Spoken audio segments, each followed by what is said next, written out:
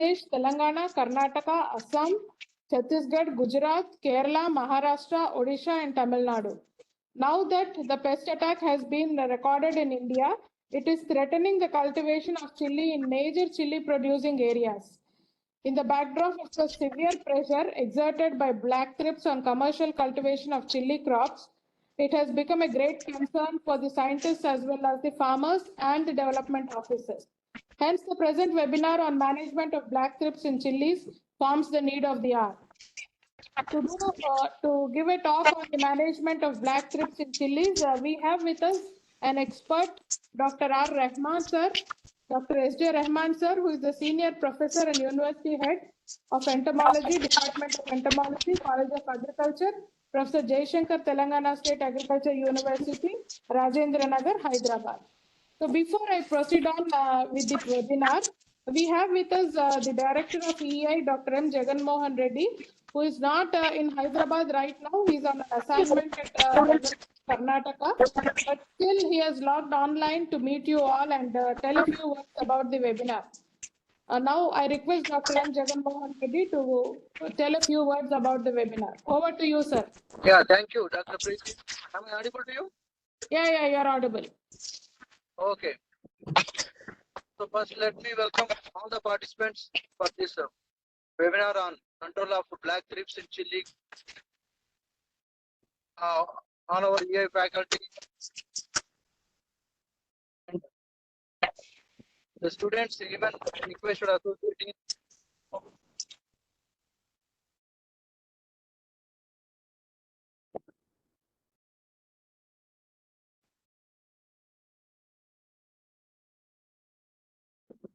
Yeah, please stop crosstalk.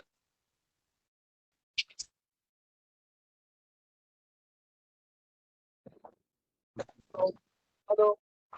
Sir, your voice is not clear, sir. It is breaking. Not able to hear you. I am just given the pass as someone is cross talking. Okay. Yeah. So I equally welcome the students, faculty of other colleges, those who have joined on board, and I immensely thank today's expert, speaker, resource person. Well,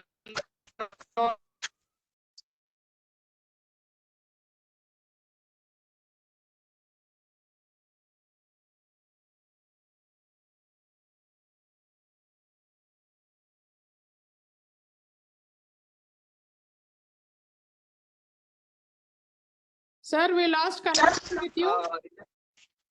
And as well as our client departments to deliver the today's webinar.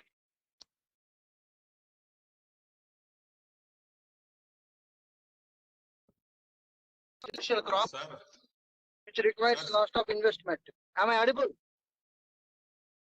Sir audible me video of చేసుకోండి sir అప్పుడప్పుడు break అవుతుంది sir video of చేసుకోండి మీది break అవుతుంది connectivity పోతుంది Is it okay? Okay, sir. It is okay, sir. Yeah. So chili is such a crop where go for the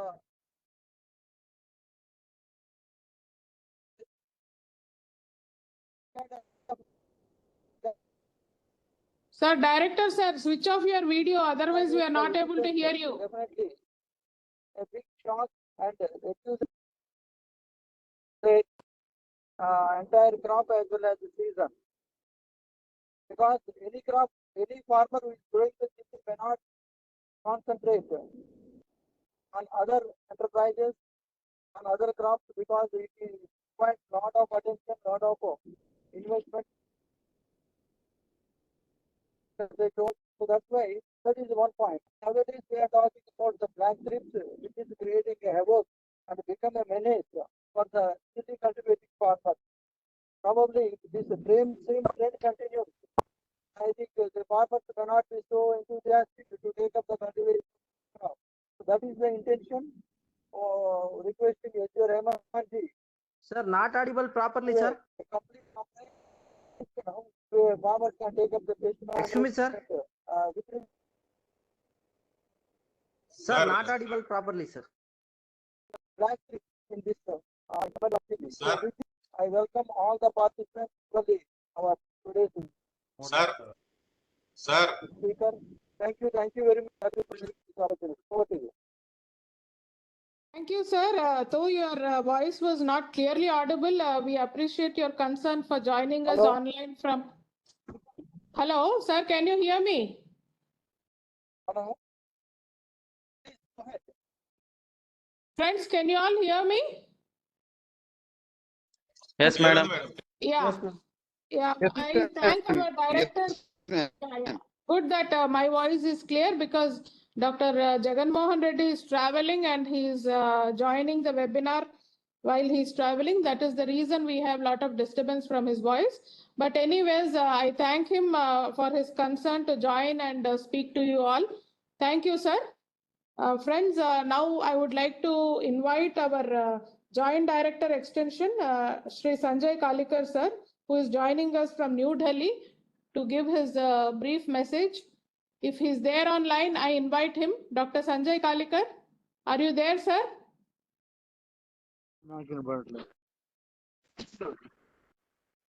Hello. Okay, I think he has not joined us because on program sheet we have his name. So we had an invite for him.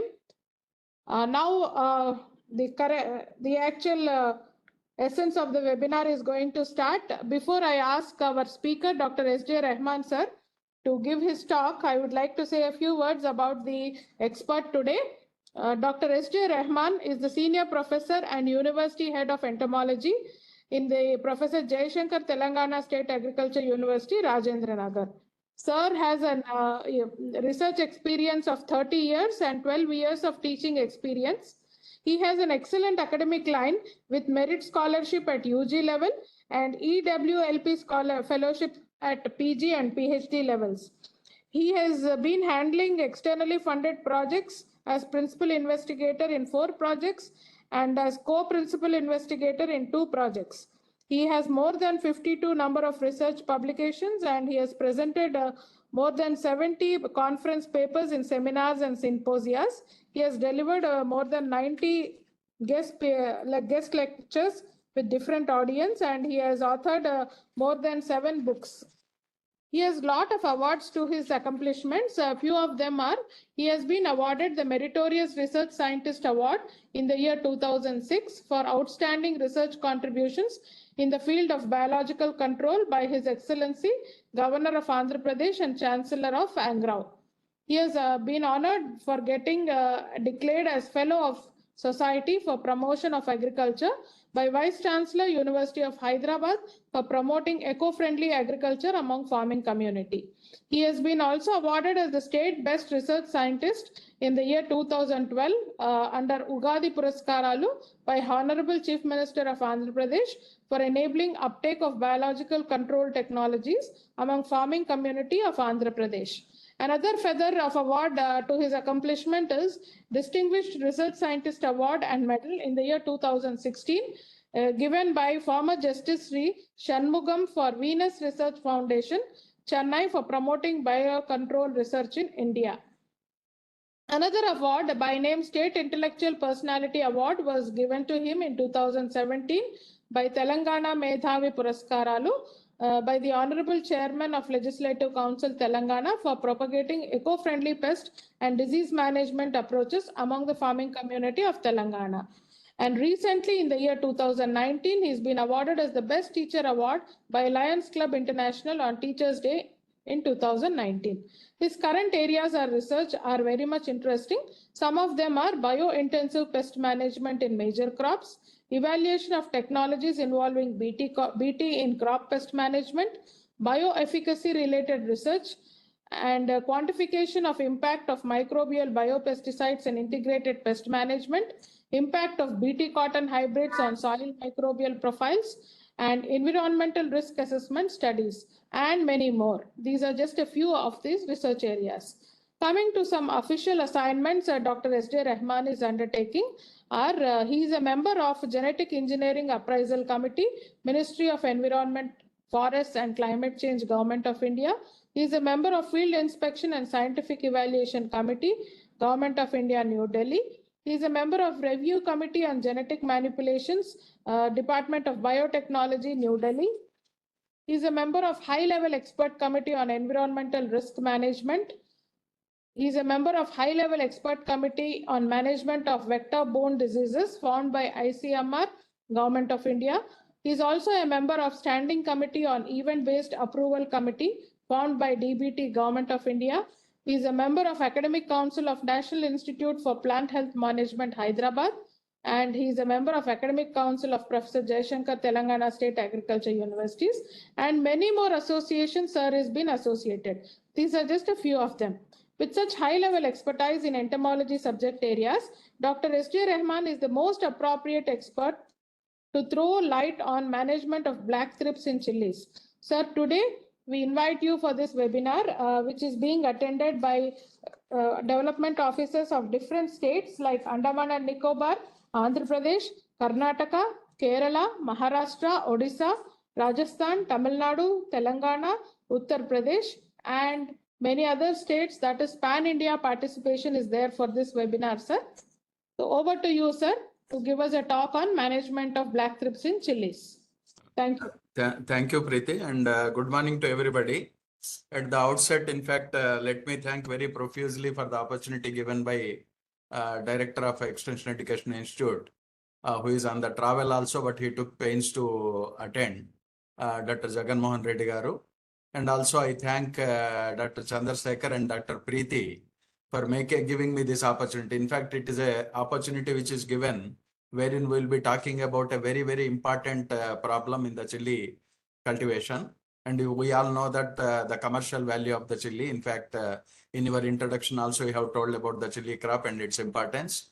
And Director Saab also has talked about it. I will not be emphasizing on that. And before I go to my actual presentation, before I will be sharing it, I am thankful to all the participants. In fact, I don't consider it as a lecture being given by me to those people. In fact, it is one of the opportunity that whatever the assignment Government of India has given to us, that how to come to solving of this problem, because this invasive pest has become very, very important issue, and they are threatening our crop production like anything. Every year we are having problem of one insect, and all the insects are invasive in nature.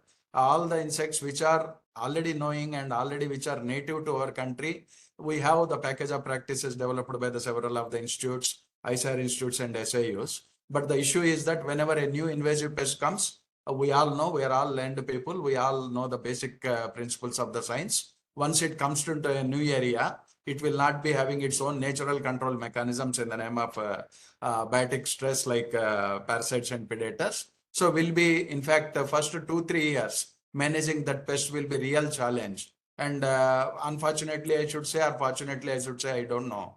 We entomologists were on the toes every year, starting from locusts, rugospirling, whitefly, and other thing. Now black thrips has come. We don't know next years what they are going to come, but we are ready with that. So with this background and with this, thanks to the organizers for giving me this opportunity, can I have just a 2 minutes break to share my presentation, Preeti? Sure, please go ahead. Yeah.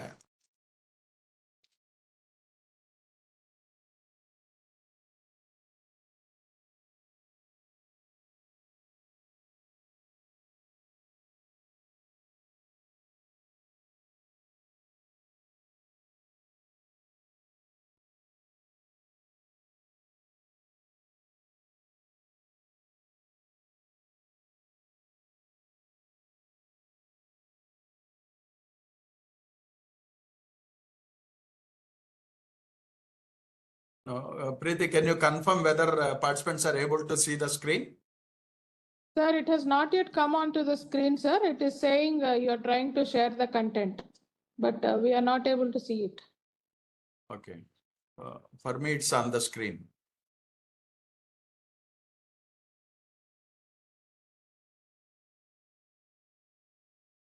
Let me check with the technical team, sir, if they can help. Yeah. Raju, sir?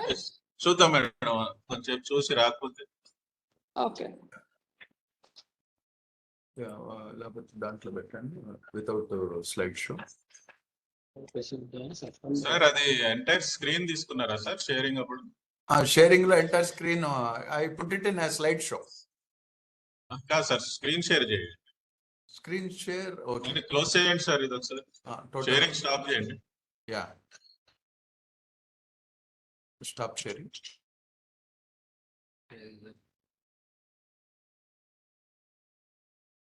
అప్పుడు start sharing కొట్టినప్పుడు left side లో screen ఉంది కదా sir, అది తీసుకోండి.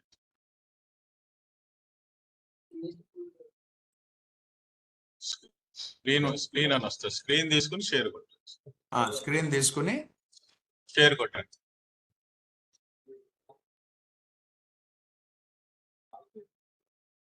Share sir కింద share అని ఉంది కదా, క్యాన్సిల్ షేర్ అని I did it actually. ఇవన్నీ క్లోజ్ చేద్దాం.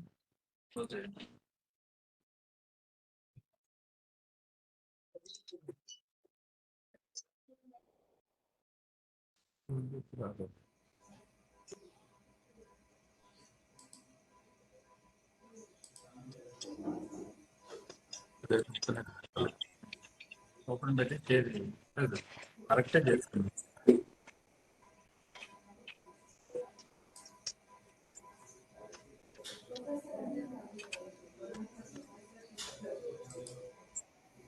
చేస్తున్నా.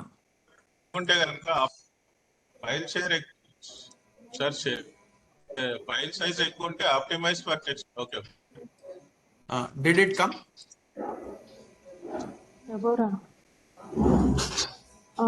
Is it there on your screen? Sir hosted అందుకని కట్ చేస్తా. ఓకే నేను కాల్ చేస్తాను. Is it there on your screen, sir? But it is showing. No, sir. Yeah, it is showing No, me. It is coming now, sir. It's coming. Sir. Starting to blur గా వస్తుంది sir. Next slide వెళ్ళండి sir. I didn't even put it. Now slide changed. Sir, it is saying Zoom level clip to open the Zoom dialog box. Me power point రావట్లా, ఏదో వేరే message వచ్చింది. Zoom level click to open the Zoom dialogue box అని వచ్చింది. No, for me it is opening and showing that it is sharing. It is not coming, sir. Yeah, I will unshare it again. Sir అది optimise for text and images తీసుకోండి sir. Optimise for text and images అని ఉంటుంది. Left side మీకు automatically optimise అని వచ్చింది కదా, arrow mark కొడితే కింద optimise for text and images. Optimise for text and images. How I did that. అది తీసుకుని స్క్రీన్ కొట్టి షేర్ చేయండి. Okay. Now I did that, Sansakar. Now is it visible? It is starting, sir. Message వస్తుంది, starting to share content. Okay. File size ఎక్కువ ఉన్నట్టుంది sir.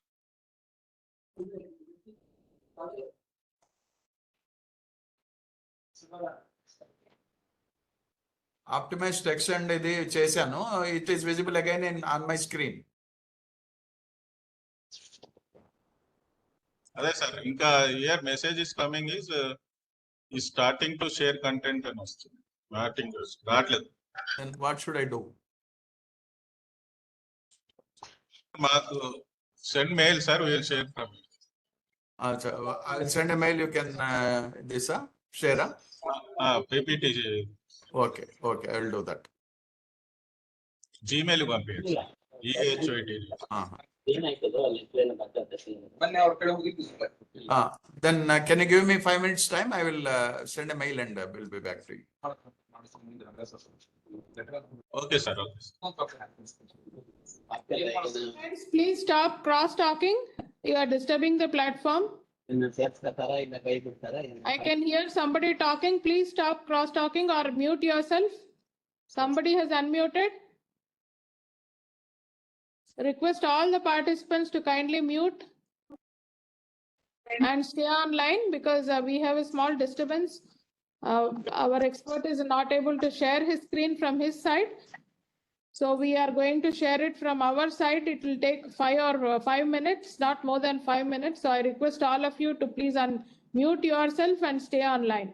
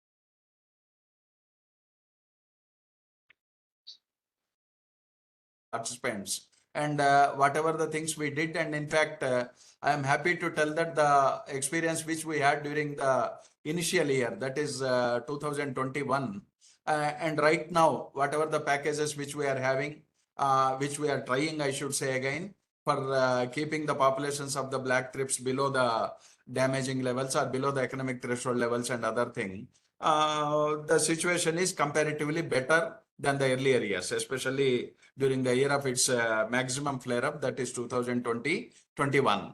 Now, talking about this pest, in fact, I am thankful to Dr. Preeti, who has given a very good background of the crop or importance of the crop and other thing.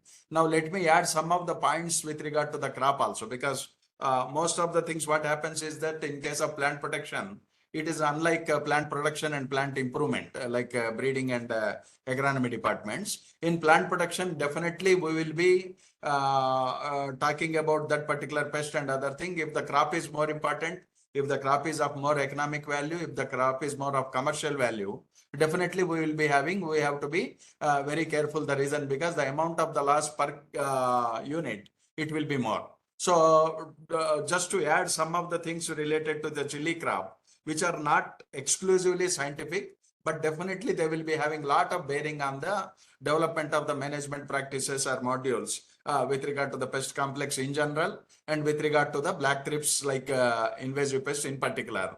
This chili crop is a highly commercial crop. No, I don't think anybody will deny it. Point number one. Point number two is that because it is a highly remunerative crop and highly cash oriented crop, the misuse, I should say, I'm sorry for using that word, but it is true. The misuse of the chemical pesticides in this crop is very, very rampant, or I should say was very, very rampant. And because of that also a lot of problems, which includes the present black thrips problem, which we are talking. That is also one of the reasons. One more reason which I wanted to cite before I go to the black thrips and the actual topic is that many of the places, I talk about mainly the South Indian states where chili crop is grown, many of the farmers are the contract farmers. I have seen, and we have gone for the many of the visits also, even for the black thrips survey also, wherever we went, the farmer is not the landowner. He is the person who has taken the land on contract and on lease, and he will be growing that crop for that season to make money. And as on the basis of that, probably it is a livelihood. So the difference which I am trying to point out is that unlike other crops, because he is not the landowner, many of the issues, once we talk entomologically with regard to the management of the any pest, we talk about not only the immediate control measures, we talk about some of the long-term control measures also, which need to be a bit more sustainable rather than problem-solving type of issues. But coming to this type of the crops, suggesting that type of module, which is consisting of both short-term goals, short-term management practices, and long-term management practices, we really faced the problem. This is one of the very important experience what we faced. We really faced the problem because the long-term approaches which are needed definitely for the control of for the management of the black thrips, there need to be, again, we have to channelize the reason because the farmers keep on changing. That is one issue which I wanted to highlight, which makes the problem of management of this type of insects, especially the black thrips, a bit more challenging than the management of the other pests. Now, one more thing which I wanted to cite with regard to the crop is that many cases, I am again taking help of our experiences during 2021, especially during Kharif season when this problem has come to the forefront. Many of the farmers could not save the crop and they have burnt down the crop because there is no other way, because they don't want to waste the land. And after taking out or ploughing out the chili crop, they have gone for the other crops because they have taken the land on the contract. They can't afford to wait for the management of the pest in the same crop. So this also sometimes helps, I should say, for the management of the pest. So before starting the topic, my point which all the participants need to put into consideration is that crop is different crop. The value of the crop is one of the main criteria, and injudicious use of the chemical pesticides and stopping or changing the mindset of the farmer not to go for the injudicious use of the chemical pesticides may be an easy task in other crops. Coming to the chili type of crops, cash crops, it is going to be really an Herculean task. So these are all some of the background under which I am going to discuss the actual topic, management and status incidents and management of black thrips in the for the today's topic. Now coming to the after leaving the crop, coming to the pest again. Once we talk about these black thrips, many names it is being known. In fact, when it started coming up, they started calling it as Asian thrips. Then they started coming off this WFT, Western flower thrips. Then which in fact I named like that. Then now, because it is different in color, in our Indian condition, before this Western flower thrips has come into the picture, we are already having the thrips problem in our chili crop, which is Thrips dorsalis, and for which we do have the management practices in place, and we are managing that pest to the satisfactory levels. Once this pest came, because it is black in color, bigger in size and other thing, probably the word more convenient which we use or which we use to communicate is black thrips. Once we talk about this black thrips, Thrips parvispinus, one most important thing I would like to again tell to the audience that this black thrips is an invasive pest, unlike Thrips dorsalis.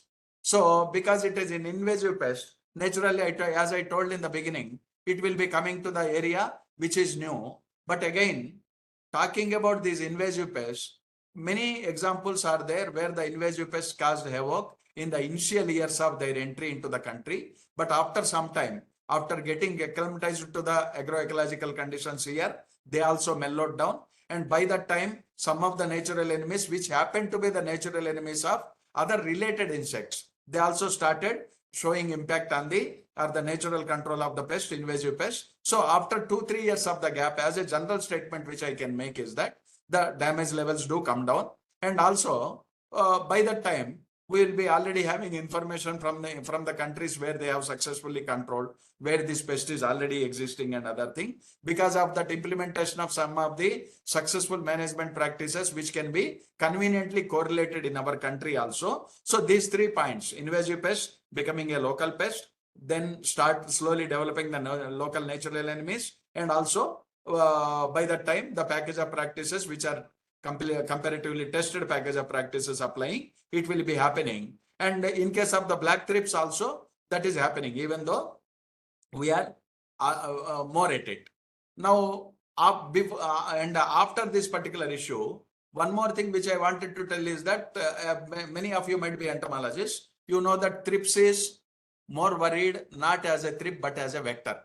You take many of the thrips, you take peanut bud necrosis, you take any other thing, white flies, you take several of the thrip species. We worry about the thrips not only as a insect pest, but we worry more about the thrip as the vector of the many of the viral diseases. And once it is a vector, point number one is it is worry. And once it is a vector of a viral disease, our worry need to be multiplied by several folds. The reason because again, once the viral disease comes into the picture, we don't have direct control for virus. We do have only one window open, minimize the pest incidence. Then only that is the only one way to control the virus diseases also. In that regard also, I am trying to touch all the angles with regard to the black thrips. I want to give all the possibilities which are positive and negative also. Till now, God forbid, we don't know, after some time, people will come up and identify that this is also acting as a vector for some other diseases. Till now, as on today also, black thrips are not reported to be having ability of vector for any of the diseases known so far in our country. So this is a good news, I should say. Otherwise, probably we would be worrying more about this particular pest. But coming to the other side of the coin is that they are very, very dominant species among the thrips. Among the thrips, they are very, very dominant. You will be surprised to know, and in my rest of the presentation also, because the total session is devoted for this particular discussion, I am going a bit comfortably also, and I will be touching more on that. But just to flag the issue, you will be surprised to know one of the management practices which we are suggesting for minimizing the black thrips control is very funny recommendation. Try to conserve the native thrips. The native thrips which are Sitothrips dorsalis. If you are having Sitothrips dorsalis in your cropland, and once Sitothrips dorsalis is there, despite being an invasive thrips, it doesn't have the ability to replace Sitothrips dorsalis and occupy that place. But because of the insecticidal applications, because of the other methods of the control, if you are a successful person to control the Sitothrips dorsalis, which are the native thrip species in chili crop, then you will be in a problem.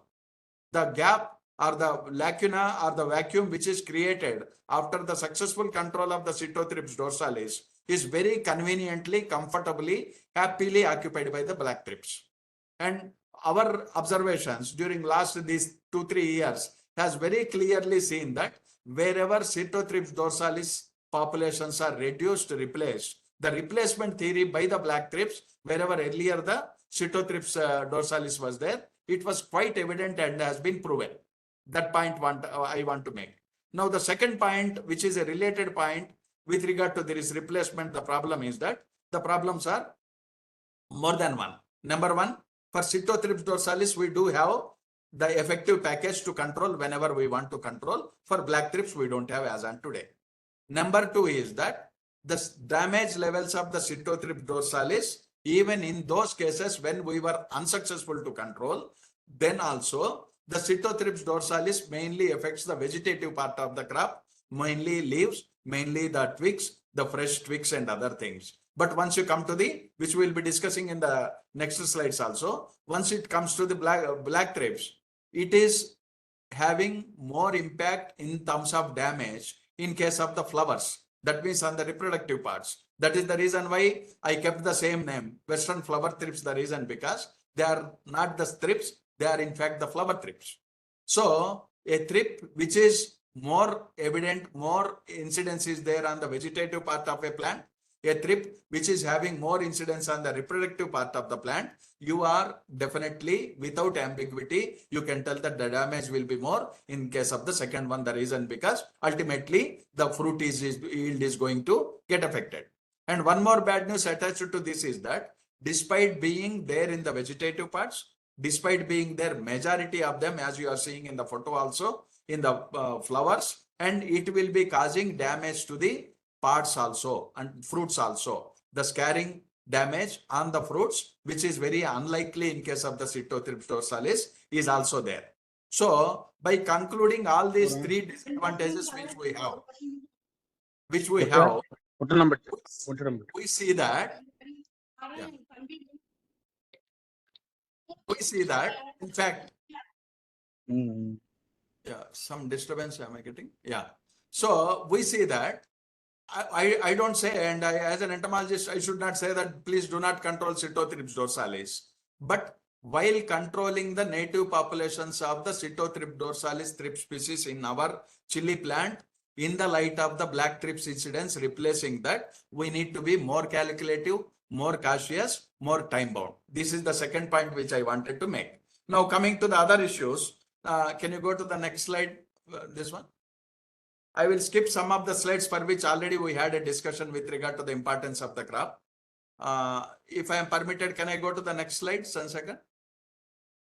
Yeah, I will not talk much about it. Whole slide talks about it. Why I gave the example of Telangana is that when this problem started up, and again, in the introductory remarks also, Dr. Preeti was telling, this problem was there since 2015 and even before that also. But issue is that the problem of the black thrips, despite they are there since 2015 and even before also, the outbreak or the conditions which are favoring that particular insect to take over and cause maximum damage, they were resulted only during the September, October of the 2021.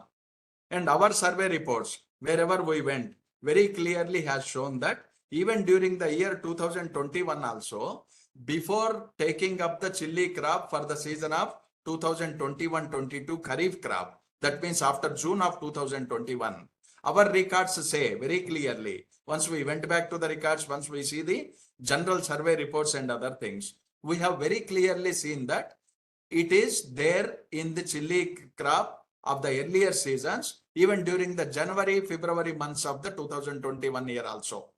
What I am trying to make a point here is that it is the invasive pest coming on the year one, causing damage, getting acclimatized, and going along with the management practices which are satisfactory. It is not exactly the scenario which we faced with the black thrips.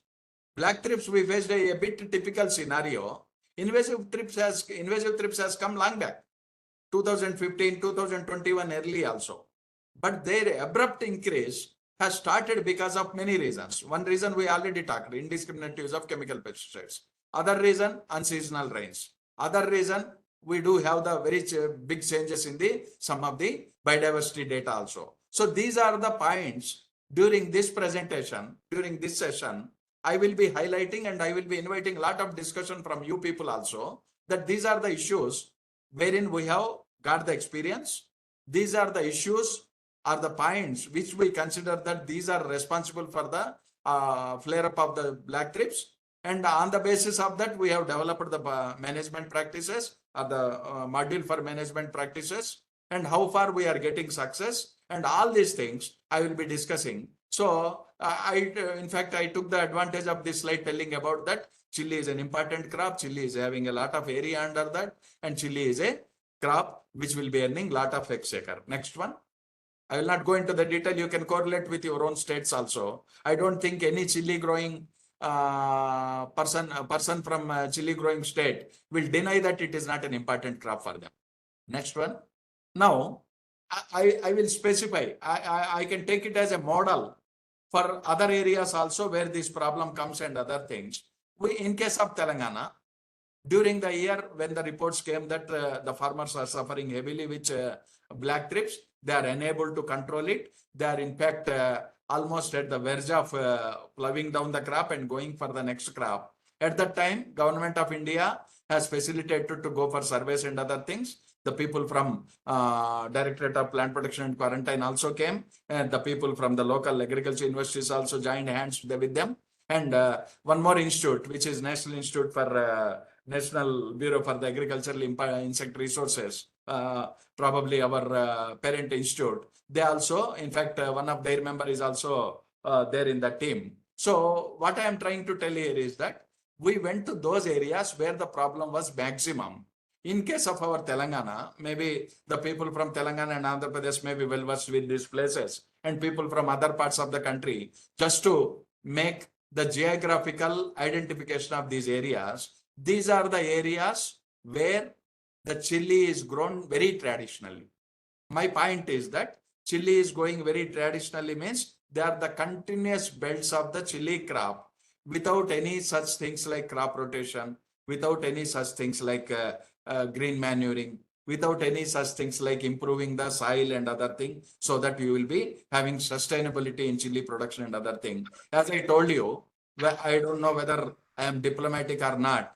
I am telling you that these are the areas where chili is commercially grown, only commercially grown, and they will be looking in terms of maximum what they can get out of 1 acre of the chili crop what they have sown, and that will be the single motto. So those are the areas where we went. One is Bhadradri Kottagudem, one is Warangal and Khammam. Next one. I'm not trying to tell that which are the areas. I'm trying to tell the background of the areas which cause of the problem. Next one. Can I have the slide change? Now, here also. Sir, excuse me, sir. Please, others get yourself unmuted. Muted, sorry. Yeah, friends, please mute yourself. It is creating disturbance on the platform. Yeah, thank you, Preeti. Thank you, Chandrasekhar. Now, after talking about the areas, I am just again as a model. It doesn't mean that in other areas the things are different and there is no problem. Many areas, almost all the chili growing areas, we had a problem. We are having a problem. And unless until we go for a very cautious approach, God forbid, we will be suffering with this problem for the coming seasons also. Now, as an example to show you, some of the villages are not important here, mandals are not important here. It is just to tell that at what stage of the crop the survey has been conducted, at what are the background, which variety and other thing is there, and what was the actual populations which we find. If we concentrate on that in this particular slide, what we could see is that number one, as I told, these are all the traditionally chili growing areas. Positive side is that land is very suitable for it. Negative side is that the indiscriminate use of chemical pesticide is one problem, and going for the highly yielding commercial hybrids of the chili is also one problem. I don't call it as a problem. I call it as a practice which has led for the flare up of the black thrips. The reason because anybody will go for the high yielding hybrid and they have gone. And what we could see is that wherever we went, we collected the data starting from the 130 days and 150 days and other days after transplanting. What could we see is that many of the very commercially important high yielding hybrids or varieties which doesn't have any difference in terms of the incidence of the pest. You can see the last column, 8 to 10 flowers, 8 to 10 black thrips flower, whereas the economic threshold level is only 3 to 4. 3 to 4 is the economic threshold level, and 8 to 10. And if I show you the next slide, this slide looks better. That maximum number of the thrips in a single flower in many of the areas, irrespective of the hybrid they are growing, irrespective of the variety they are growing, and during that stage is one of the observations which we make, which in fact we recalled our experiences with regard to the sugarcane woolly aphid. When sugarcane woolly aphid as an invasive pest invaded into our country during 2004, caused problem up to 2007. Then by 2008-9, we were able to reduce it. Even though now sugarcane woolly aphid is there in our sugarcane growing areas of the country, it's not a pest. In fact, we are really worrying now. The reason because we could bring it down. But why I remembered that sugarcane woolly aphid while talking about this black thrips is that there also one of the very, very important method of management of the pest is developing or identifying the resistant clones or resistant donors, which can act as one of the very, very important platform for the management practices. But unfortunately, like sugarcane woolly aphid at that time, like black thrips now, till now, as on today, except some of the other reports that it is more found in that hybrid or variety. This is found less in this and other thing. Till now, as of today, I may be happy if I am wrong, that there is no varietal difference or there is no resistant donors we have found. You can see the populations. Now, can you go to the next slide, please?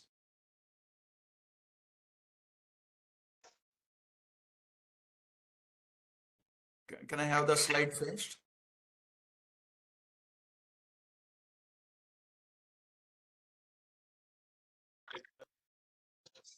Yeah.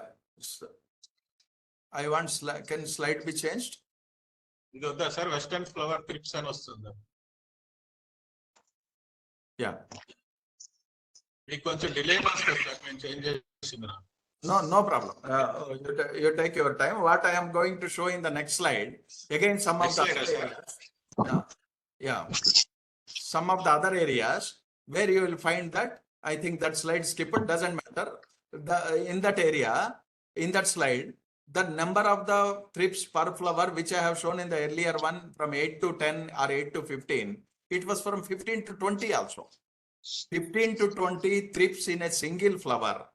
And almost all, more than 60 to 70% of the flowers get affected by the black thrips. We don't need any calculation to tell that whether really we need to worry about this particular thing. You can go to the next slide, Chandrasekhar. So the issue is, before they go to the next slide, let me try to put the continuum. One of the major aspect in case of the chili thrips, where we have seen is that the slide which we are seeing right now, lots and lots of host crops are there. Lots and lots of weeds are also the hosts. Now let me explain how this particular slide makes again our management practices of dealing this type of invasive pests very, very difficult. Let me again remind you, or let me correlate black thrips with other invasive pests wherein we had experiences of successfully controlling. Then where the struggle points, where the weak points were actually there. For example, if you again remember, I will take help of the other invasive pests which we could successfully, I should say, manage. Like for example, you take papaya mealybug. When papaya mealybug entered into our country, even though we call it as papaya mealybug because it was first reported in papaya, it was one of the major devastating pest for many of the vegetable crops, many of the horticultural crops. And our worry was that if it shifts to the cotton plant, because you know cotton is one of the most important.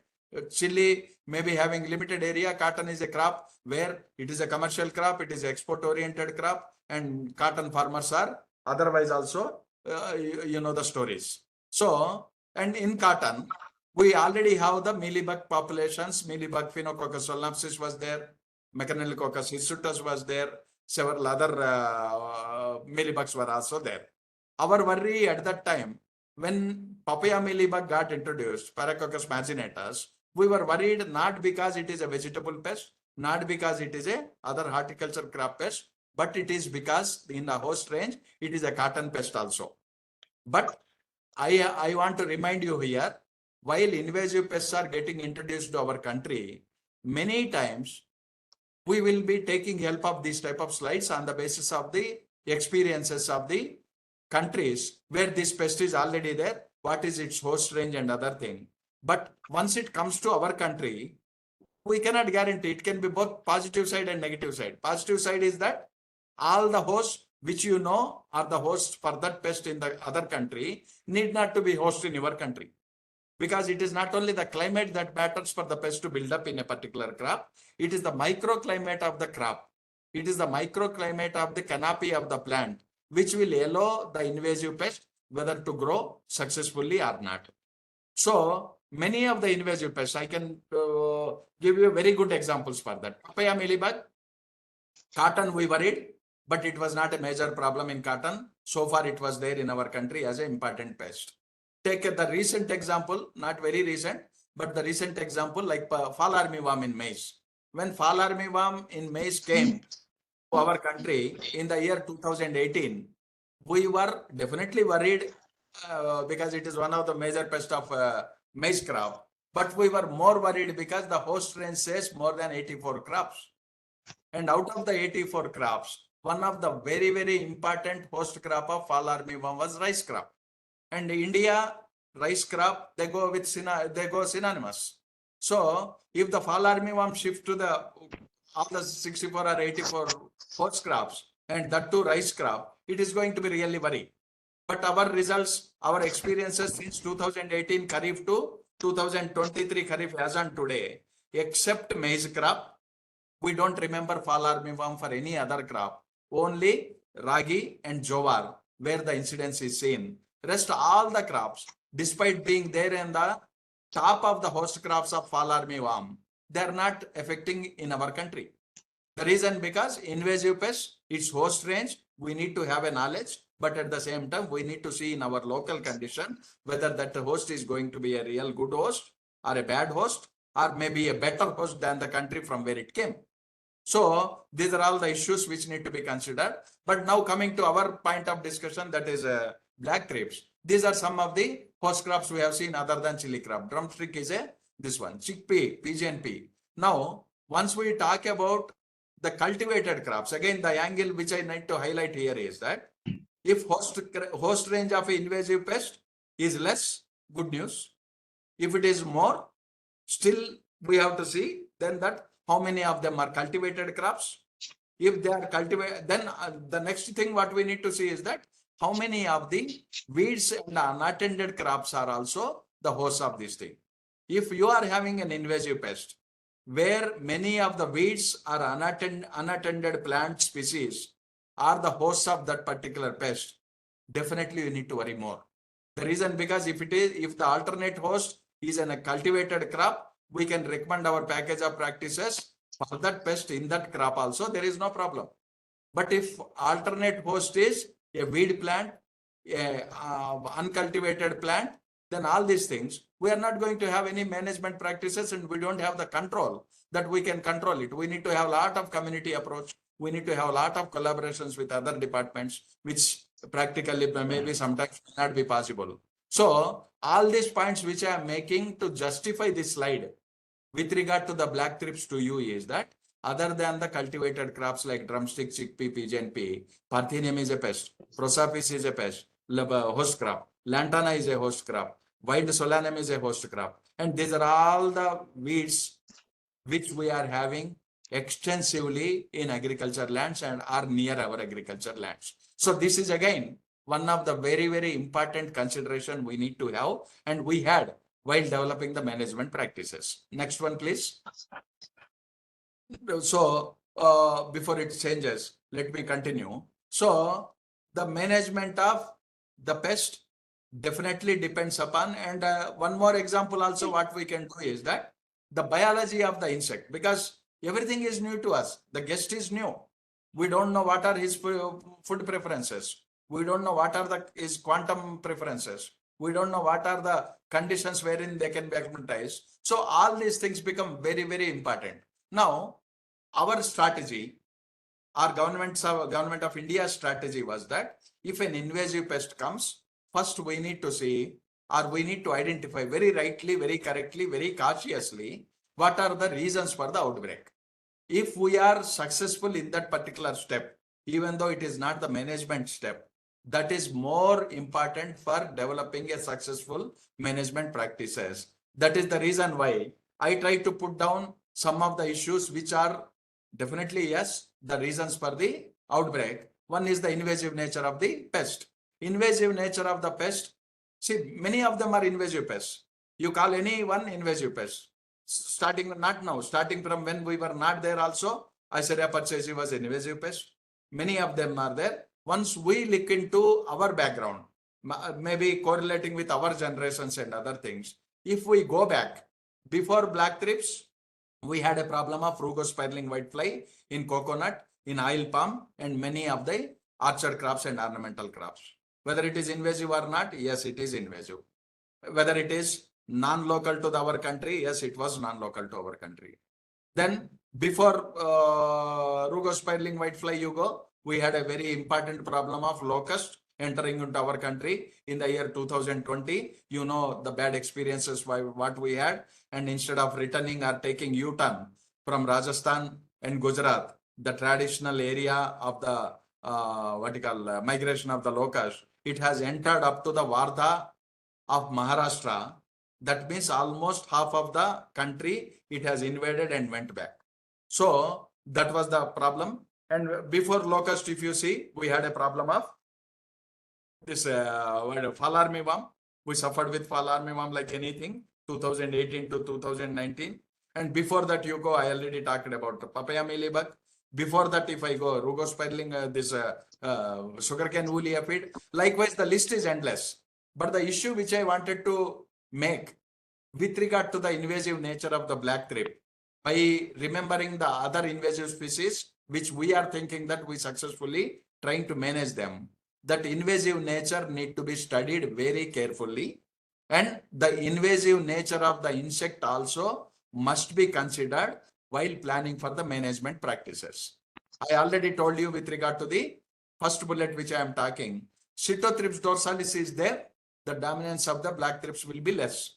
If Cytothrips dorsalis in your chili field is controlled successfully, then you will be weeping more about black thrips after some time, because that vacuum has been occupied by the invasive black thrips, which are difficult to control, which are having more extensive damage. This point we already made. Second point is that change in weather and climatic conditions. As I told, during October, November, since we have a typical type of environment, you are seeing now, even this year also, they call by many names. We are not well versed as an agrometeorologist. But what we could see is that during this season also, we had unusually excessive rains for 1 month or 1 fortnight point. And after that, again, long gap of non-rainy days are there, which was not normal. Otherwise, normally what happens is that, in fact, I was not very happy to read the headlines of the newspapers and these WhatsApp messages. What they say is that within 15 days period, the actually above normal rainfall, above average rainfall has become below average rainfall.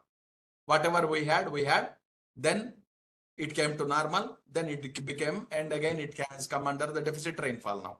So these are all the vagaries which we are even trying to understand. But I can say, the specific to it, the flare up of the black thrips during 2021, despite it is present in our country since 2015, even before that, is because of the typical set of the weather and climatic conditions which were available during the year 2021 in general, and during the months of October and November in particular, with regard to the flare up of this one. And readily at that time crop was in vegetative stage, and because of that all the damage happened, and you know the result that we lost the chili crop during 2021 Kharif.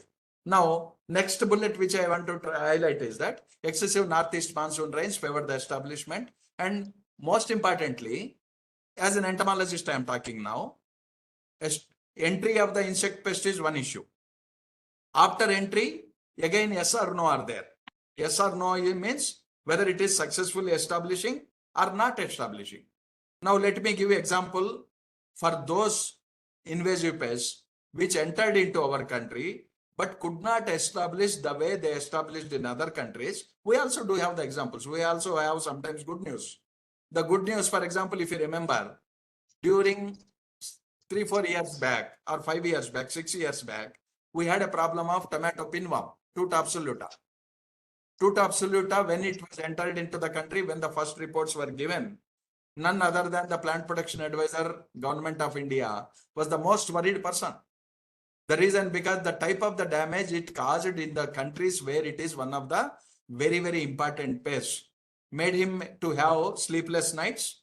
We were immediately called and we were discussing that immediately we will import the pheromone traps for Tuta absoluta, because this is very, very important pest. This was very, very important pest. But now I am not telling that it is not a pest of worry now, but let me tell you, after Tuta absoluta got into our country, the level of the damage which we expected could not come because of the word which I am showing in the slide to you. It could not establish the way it established itself in those countries where it is a real problem. Many of the crops, many of the microclimate of the crops did not suit in India for the two-top saluta, tomato pinworm. That is the reason why in very limited patches we have the problem of two-top saluta as on today, but it could not establish successfully. The problem was automatically, I should say, minimized. Now, I will tell the reverse example. Reverse example is in case of fall armyworm. When fall armyworm got introduced to our country in the year 2018, we in fact tried to know all the data biology of the fall armyworm. Once we ask about the egg masses, they say that there will be 800 to 900 eggs per mass. Bad news. Then they said that there may be this many generations per season. Bad news. Then they say that 84 host crops are there recorded. Bad news. All these bad news once we put together, unlike two-top saluta, here the problem was negative. When we observed the egg mass number of the fall armyworm, the number of eggs in the egg mass of the fall armyworm, where it is actually 800 to 900, in our country, in our maize crop during the years of 2018 and 19, we could see 1500 and more eggs per egg mass. That means what? Fall armyworm started feeling more comfortable in India than in the country from where it came, like America. We call it as a fall armyworm because fall is the season which Americans use that language. We call it as Kharif Rabi. They call it as fall, summer and other thing. The name itself is given to that insect as a major insect of their country, which is exclusively a temperate country. But once that pest, which is otherwise very comfortable, well established, causing lot of damage in a temperate country, in 2016 when it invaded Africa, it caused more damage in Africa than in America. Then from 2016 from Africa when it entered India, it caused more damage in maize in India as compared to America. The reason because it started finding the microclimate which it is coming to the new areas, helped him to establish better. So I just wanted to give highlight here that establishment of the invasive pest is one of the foremost and important milestone which says that you are going to have the compounded problem or you are going to have the minimized problem. And coming to black thrips, the northeast monsoon rains, they helped a lot and it favored establishment. And most importantly, I have shown in the earlier slides also that it favored the reproduction like anything. I should say exponentially. I told you that per flower, the actual economic threshold of the black thrip is 3 to 4 or 4 to 5 maximum. But you have seen the data which is collected very randomly in the chili growing areas, 8 to 10, 8 to 15, up to 17 thrips per flower. So reproduction is one important issue. And last bullet, which we say one of the main reason, not only exclusive for black thrips, but also for any of the invasive pests, there will not be natural enemies available. This is a common problem attached to it. The problem was not different in case of the black thrips also. So these are some of the reasons for outbreak, which is based on the basis of the invasive nature of the pest. If invasive nature of the pest is a bit less, like papaya mealybug, like tomato pinworm, it is okay. If it is like fall armyworm, if it is like rugospiralic whitefly, we need to worry about. So these are some of the issues. Next slide, please. In fact, the next slide speaks about the other area wherein one possible reason is invasive nature of the pest. The other possible reason is that we have several reasons. For example, if we talk about the climatic changes, if we talk about the types of varieties which we are growing, I hope you are changing the slide, Chandrasekhar. So we do have several of our farming systems also. The farming systems which are new for Thrips parvispinus as compared to earlier ones is also one of the issue. So I just wanted to show that through slide. Hope it is changing, Sekhar.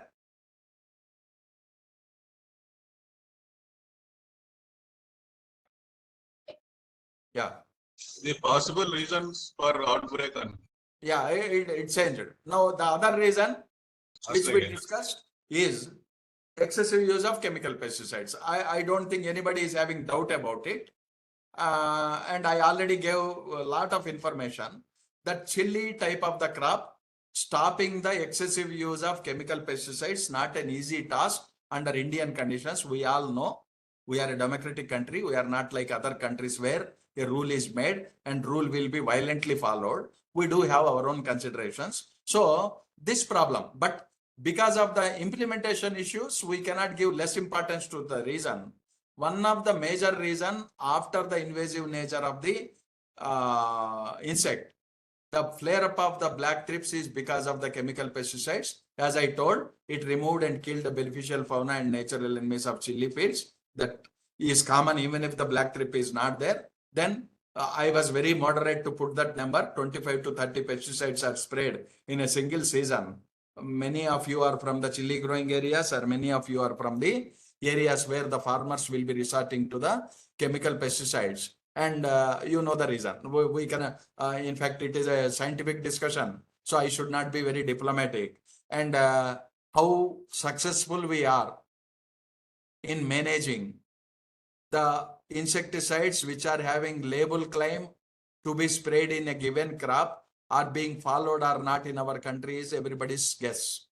Many of the farmers go for those insecticides which are not having label claim approval given by the Central Insecticide Board and Registration Committee to be used in that crop. But since it is controlling the pest effectively, even though it is temporary, they will resort for it because that is the reason why I highlighted that in case of chili crop, the temporary control measures are the only bread and butter for the farmer.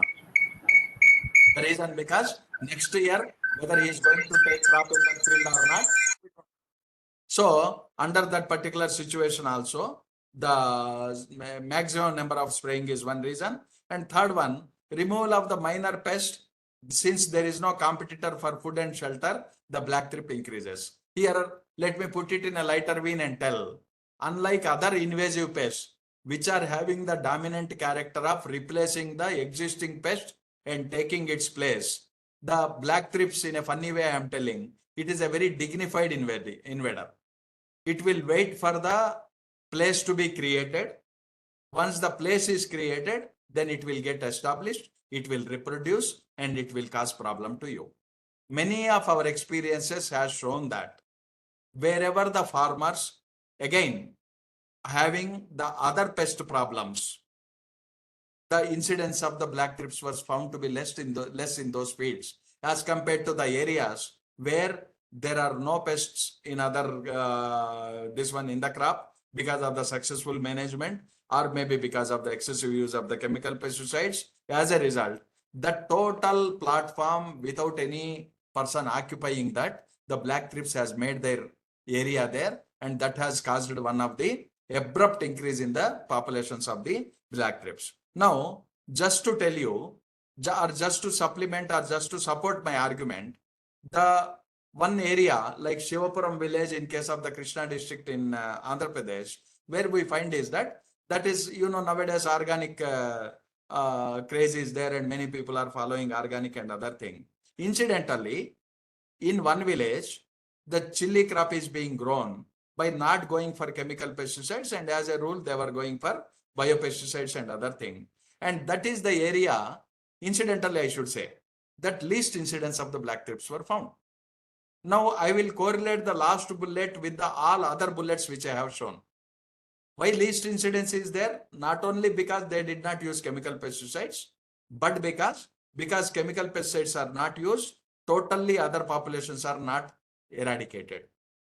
And second thing, because biopesticides are used, chemical pesticides are not used, the second bullet which you are seeing, maximum injudicious use of the chemical pesticide didn't happen.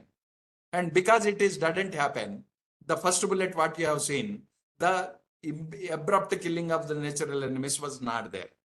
As a result, what happened? The last bullet which you are seeing as an example village, where because of some other theory, because of some other concept, the pesticides were not sprayed. All the three bullets were put together and it resulted in the least incidence of the pest. So it will not be a wrong thing if I conclude, along with the invasiveness of the insect.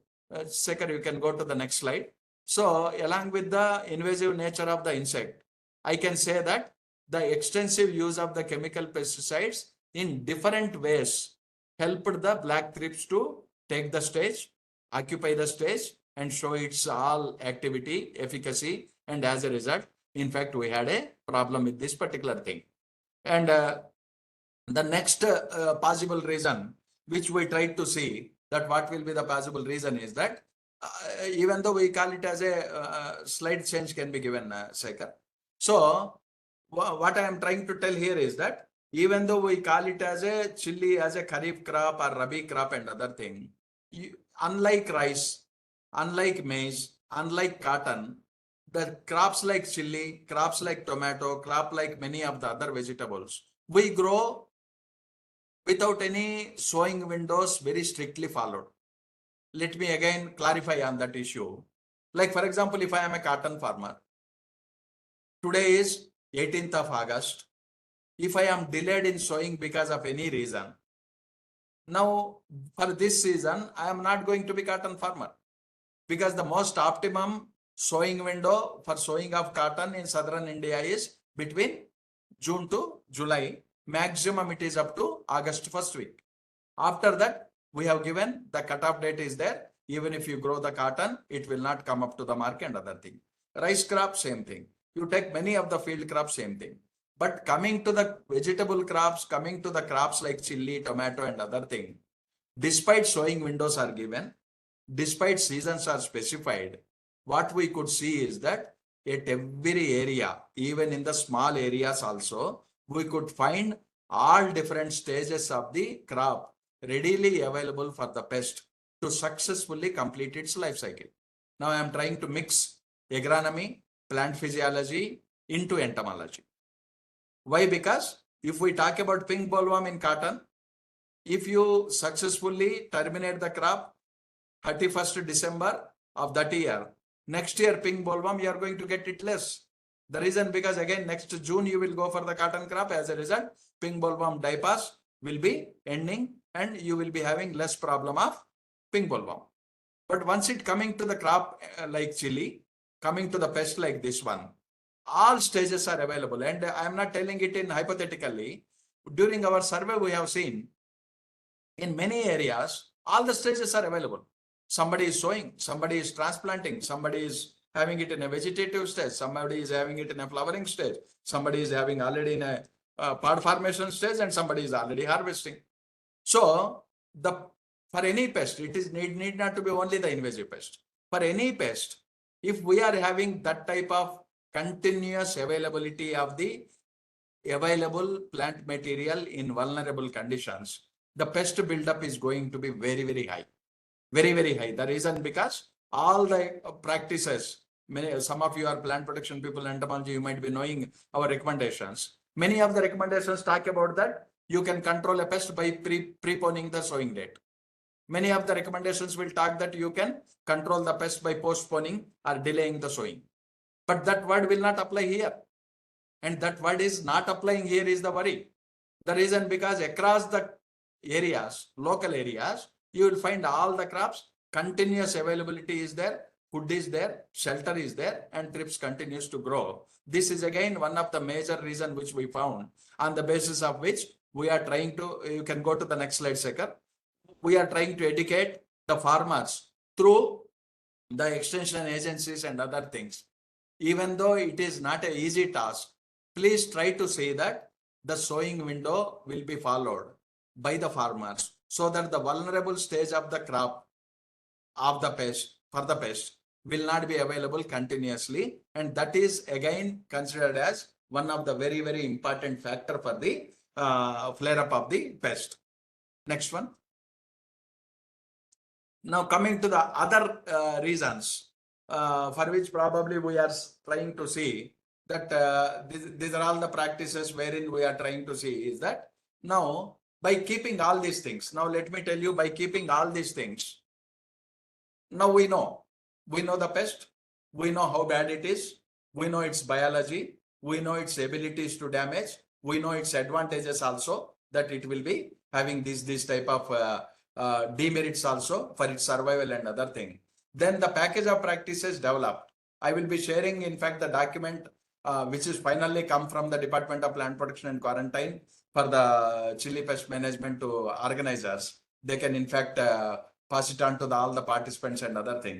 I have taken those some of the management practices to show. I'm trying to categorize. The first category is that short term. ಅಕಡೆ ಮೂಲೆಯಿಂದ ಹಿಡಿದು ತಲ್ಲಿ ಮತ್ತೆ ಇದು ಒಂದು ತಗೊಂಡ್ಬಿಡಿ ಅದು. Yeah, I think. Yeah. So the short-term strategy says that short-term strategy is a very decent word I have given. Actually, it is the strategy for those farmers who are already having chili in the crop and who are already having black thrips in the chili crop. The one is that 2 or 3 irrigations. In fact, it has been a very wonderful agronomical practice which gave very good results because already crop is there in the field and already pest problem is there. Unless until it is controlled, we cannot think about the long-term practices. So what we could see is that out of the normal practice of the irrigations, if you go for 2 additional irrigations, the pest damage was found to come down. Now reasons we are trying to speculate in a different ways. Why I used the word speculate? Because the scientific evidences are being gathered, the data is being collected to draw the actual conclusions. The reason, but the result is in front of us. The result says that if you go for the 2 additional irrigations, the plant is good enough and plant is having that type of the vertical structure which is capable of resisting the damage by the thrips. So the package of practices short-term level which was designed and communicated to the farmers is that you give 2 additional irrigations, number 1, and also you used the neem-based application because neem is a repellent. You all know that first of all, neem is a neem-based. In fact, we were recommending azadirachtin 10,000 ppm at the rate of 1 to 2 ml per liter, and that recommendation is as a foliar application, and that too with a 10 days gap. That means complete drenching of the plant with azadirachtin 10,000 ppm at the rate of 2 ml per liter maximum, because more than that we should not go. Again, let me tell you all the land people that all the biopesticides which we are talking, all the natural products like neem-based biopesticides we are talking, they are not something like divinely safe. We are having the ability to make even the safe things unsafe also. There are already confirmed reports, scientifically proven reports that in case of the azadirachtin based neem formulations, if you go beyond your dosage which is recommended, several cases phytotoxicity is found. So while talking about the black thrips management, we are also cautioning that while a particular strength of the formulation like 10,000 ppm is being recommended, we should religiously stick to the vertical dosage. It should be maximum 2 ml only. But once 2 ml is sprayed with a 10 days interval with a totally drenching up, the mode of action of the neem-based one, you know, it works in a more than one way. First of all, it will act as a repellent. The thrips will not like to alight on the plant where neem is already sprayed. Let us say no, already thrips are there, then it acts as an anti-feedant. Even if thrips is there, if you spray the plant with a neem-based formulation, the thrips will not prefer to feed on that material where there is a neem spray is already done. Now, third way of acting of the neem is that even if it is there, even if it is feeding, the neem also acts as a feeding deterrent. After initial feeding, the thrips will not continue to feed on that area which is sprayed with the neem-based formulations. So, in 3 ways, either it is as a repellent, or it is as an anti-feedant, or it is a feeding deterrent, it will be useful. So, with that background, one recommendation, which is a short-term recommendation made by the government of India, is that give 2 additional irrigations and go for the foliar application of the neem. And while going for that, again, as a person involved in the regulation and other thing, let me caution you, in your areas, wherever you are passing on this recommendation to the chili farmers, but make sure that they will be using the azadirachtin formulations approved by the CIBRC only. Many places it has been found that in the name of the neem oil, people will be selling the things that smells like a neem. But the issue is that they will be mixing plant growth regulator in that. Now let me scare you by telling, if a spurious product of neem or any biopesticide is sprayed, it is not only the fact that you will be losing the money, you will not be getting the sufficient control of the pest, but it is reverse also, because many people mix growth regulators in such type of spurious products. There will be fresh growth on the plant, and fresh growth of the plant means more stage created for black thrips, more stage created for black thrips, tender shoots and a new growth, and there will be more damage. So if neem is applied, it is a control measure. If spurious neem is applied by mistake by any farmer, it is not a control measure, but it is a stimulator. Though we have seen many people who used spurious products, the incidence was more. I will say that incidence was increased more. The reason because of the plant growth regulators used. So with that caution, I will say that the first short term very effective method of control is this one. Then second one, we all know it is not a very what you call new practice. Nipping and destruction of the infested plants and other things is one practice. Here I am a bit not very confident to tell it the reason, because I have shown you the slides where each flower is having more than 10 to 15 thrips. So if you go on nipping all the flowers here at that stage, I don't think the second bullet as a management practice will ever work. Instead of black thrips, you will be damaging the crop. But nevertheless, this is an important step for those farmers in this season who are going for the chili crop, that yes, they can go for the, as a preventive measure, as a prophylactic measure. If they go, immediately they identify wherever the initial infestation is starting. If they nip and destruct, definitely it will be having very positive effect. And target specific insecticides if necessary, instead of insecticide mixtures. Very common statement I am making here. This common statement, despite you all know, I am making because despite we all know that people are using insecticide mixtures, we all know also that we could not stop it. We are unable to stop it. You will see in the document given also a very big list of chemicals given by the government of India also. That means please do not take in that angle that the black thrip management has to be done without chemicals only. It can be done with chemicals also, but kindly see the first part of the sentence in the third bullet. Target specific insecticide only to be used, point number 1. The ones which are having label claim only should be used, point number 2.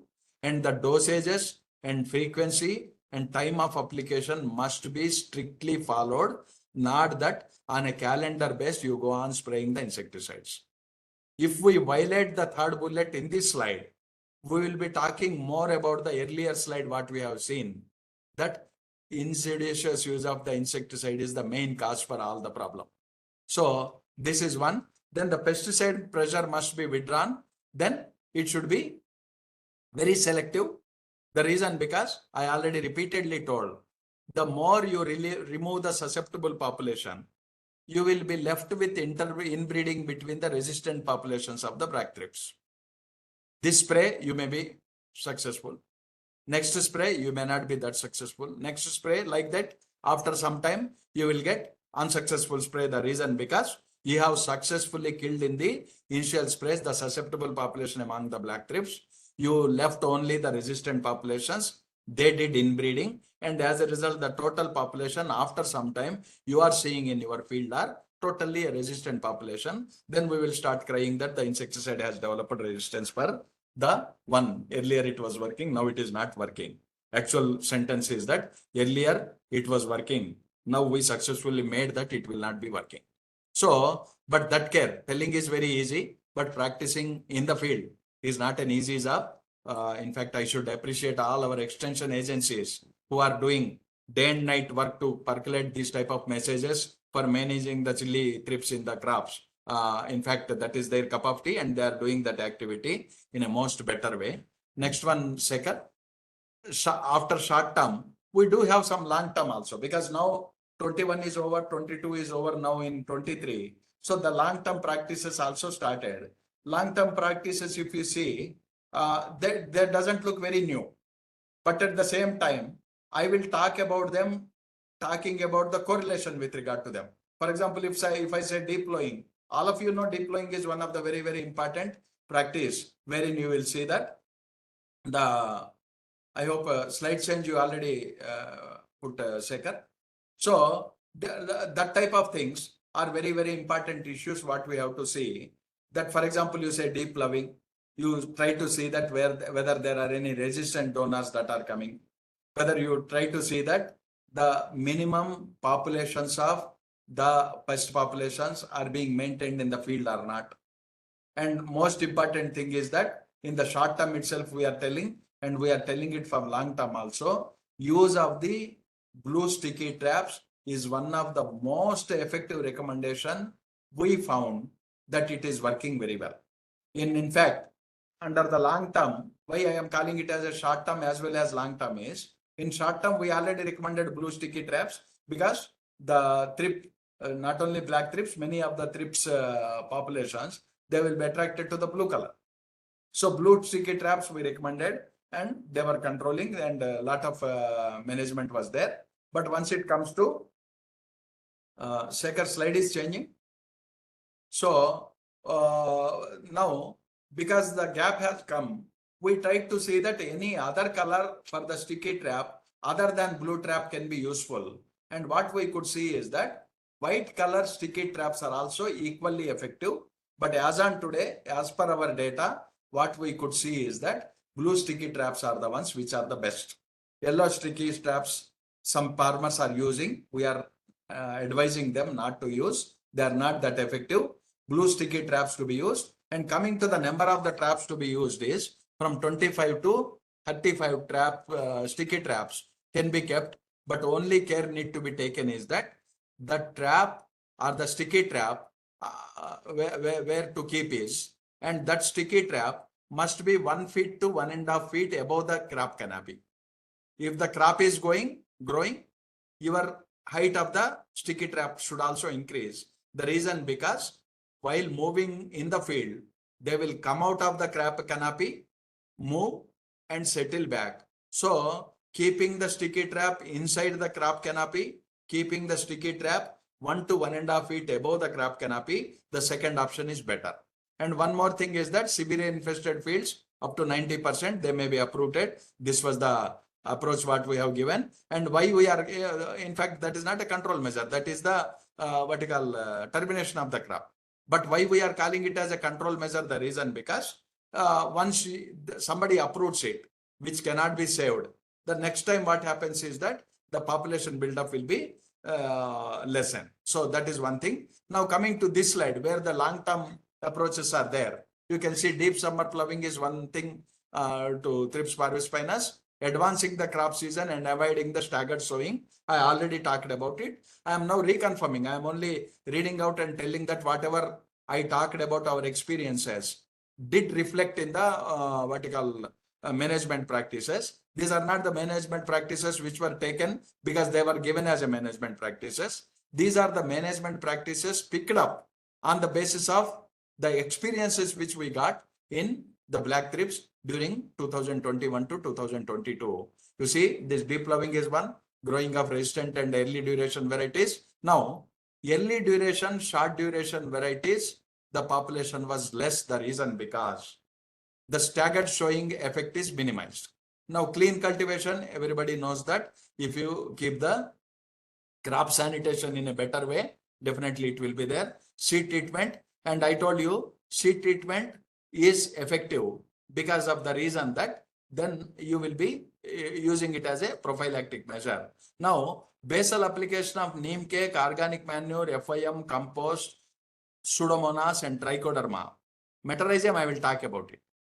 Talking about FIM, talking about organic manure, talking about compost being put, and also Pseudomonas. It is an indirect way of giving the plant the required strength to resist the damage caused by the Thrips parvispinus, caused by the black thrips.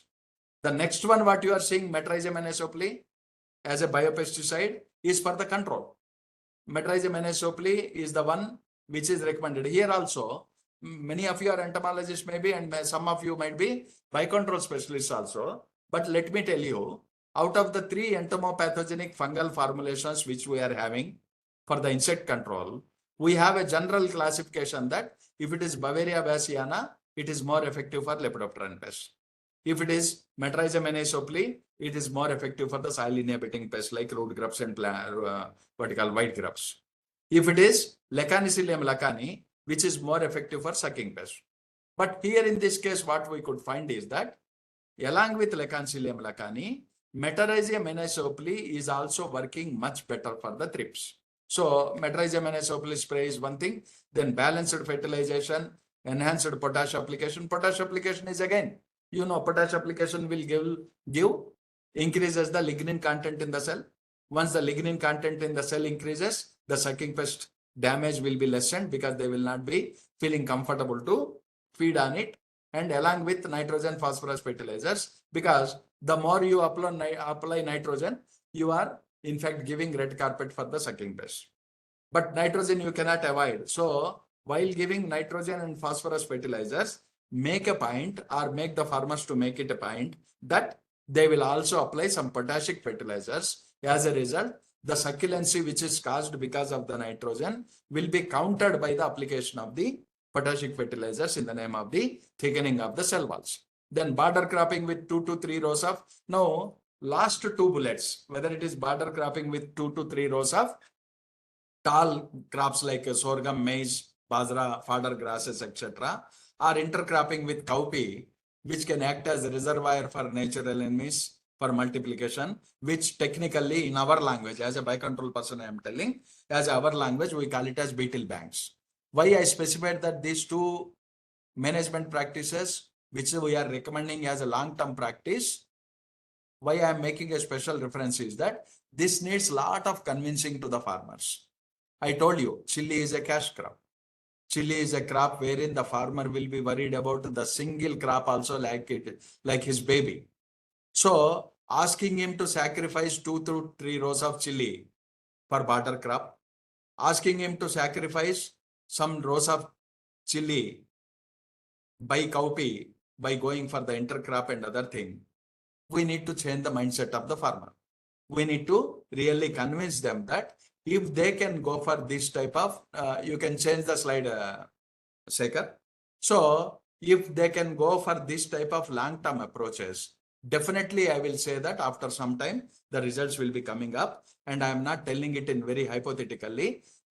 Wherever this type of long-term approaches already started or put into practice since 2021 to till now, that is 2023, the results are positive. Now, another long-term approach, what we are saying is that frequent intercultivation operations, they are effective. It's a very general recommendation, but we need to follow it here. Then farmers may also practice mulching and other thing. You will be surprised to know mulching was followed by some farmer, but his crop was fully affected by the black thrips because he delayed it. And because of that, he uprooted the crop.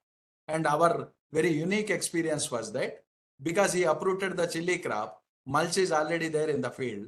In the chili area, in the mulch, he has gone for cotton crop. And what we could see is that during that unusual season, once he put the mulching under unusual mulching in cotton crop, he got good yields. The reason because pink bollworm damage was very less. Why? Because mulching reduces this thing. But nevertheless, mulching is one important practice. Mechanical destruction and burying is one practice. I already told you, erection of the blue sticky traps, 25 to 30. They are very cost economic. They are availability point of view also not a problem.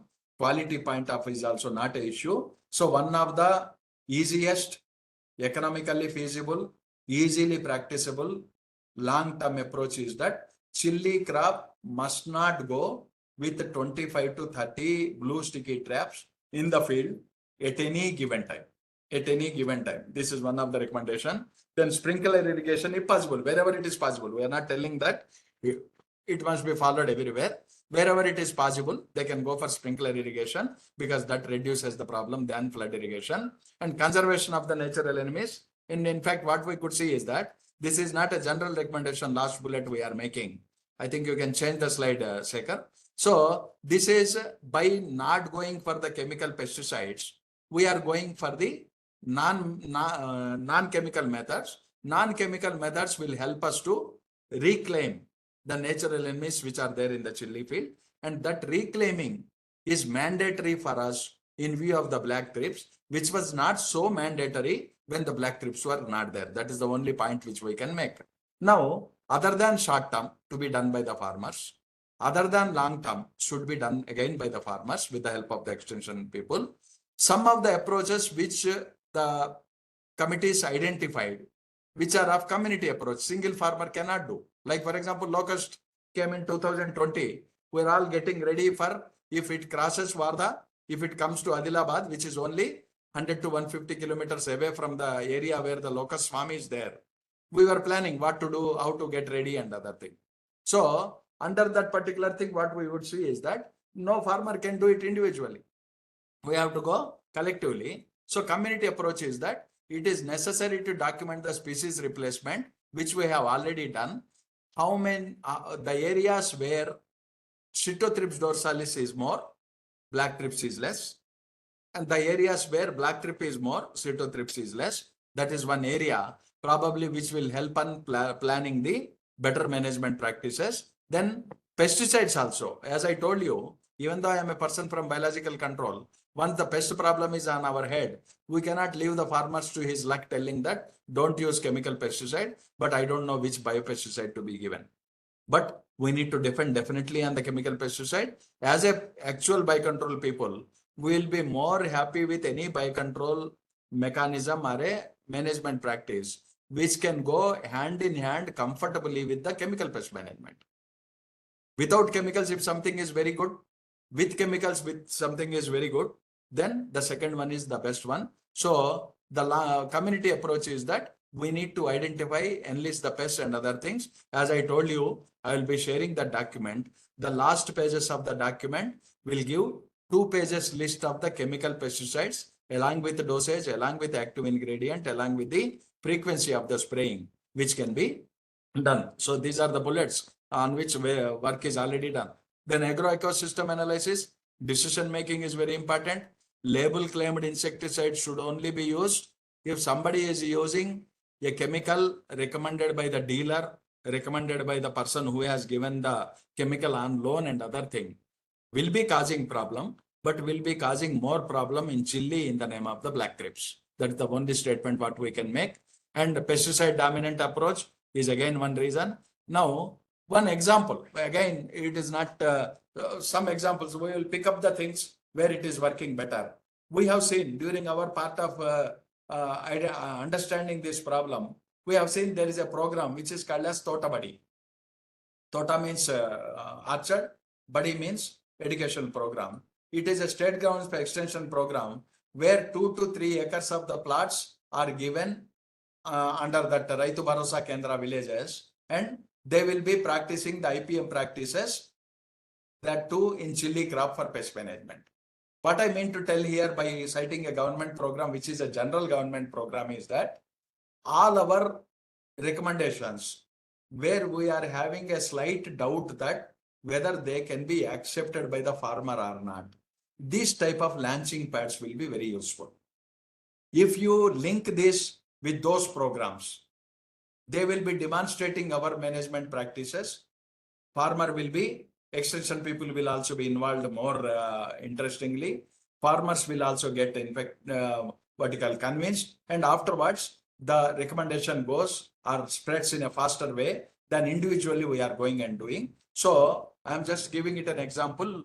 The people who are the participants, whatever the program they are having in their own states, they can try to see that anything matches with this type of things, and that will be more useful. And the last one, next slide, Chandrasekhar, screening of germplasm for the development of the resistant cultivars.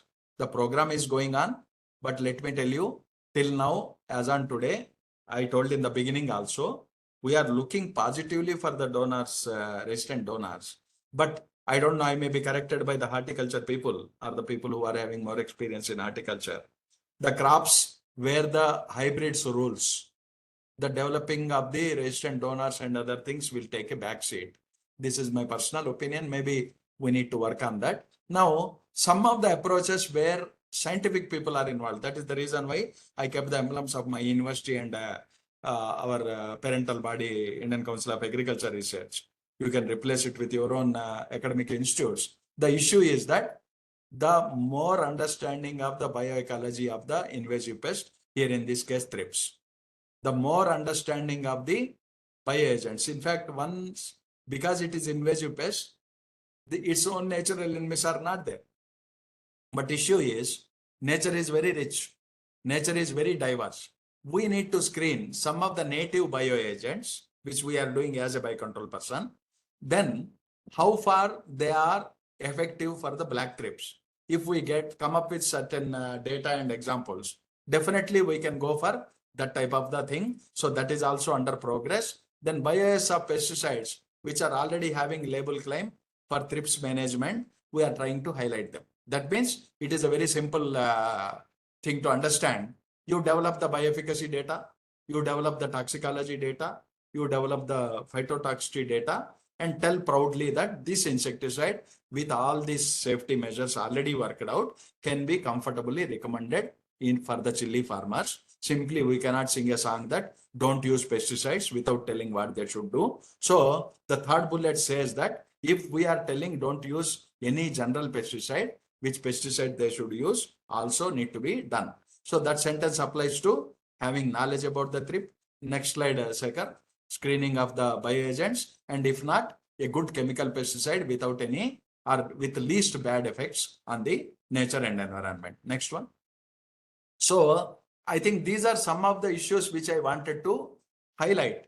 Then policy interventions also. Here also, this is very important. In fact, this is the one which helped us, I should say, which helped the chili farmers. And in fact, I will say, because of that, now we are comfortably organizing webinars and talking about the chili thrips. In 2021, no webinars. We were all in the field. We were all running to do what to do, like distribution of green manure crops during the month of April and before the onset of the monsoon and other thing. They can go for it. Now, you may tell these are all not new. Yes, but at the same time, these old things need to be ensured to be practiced. That is why it should be ensured. Why ensured? Because now the devil is in our head. So if a farmer goes for green manuring, improves his soil fertility, as I told, a simple 2 additional irrigations could reduce the populations. If your soil is rich, your plant is staying there. If your plant is staying there, the less damage by the black thrips. So that is the only mantra. Then farmers should be refrained from applying chemical pesticides. We already talked about.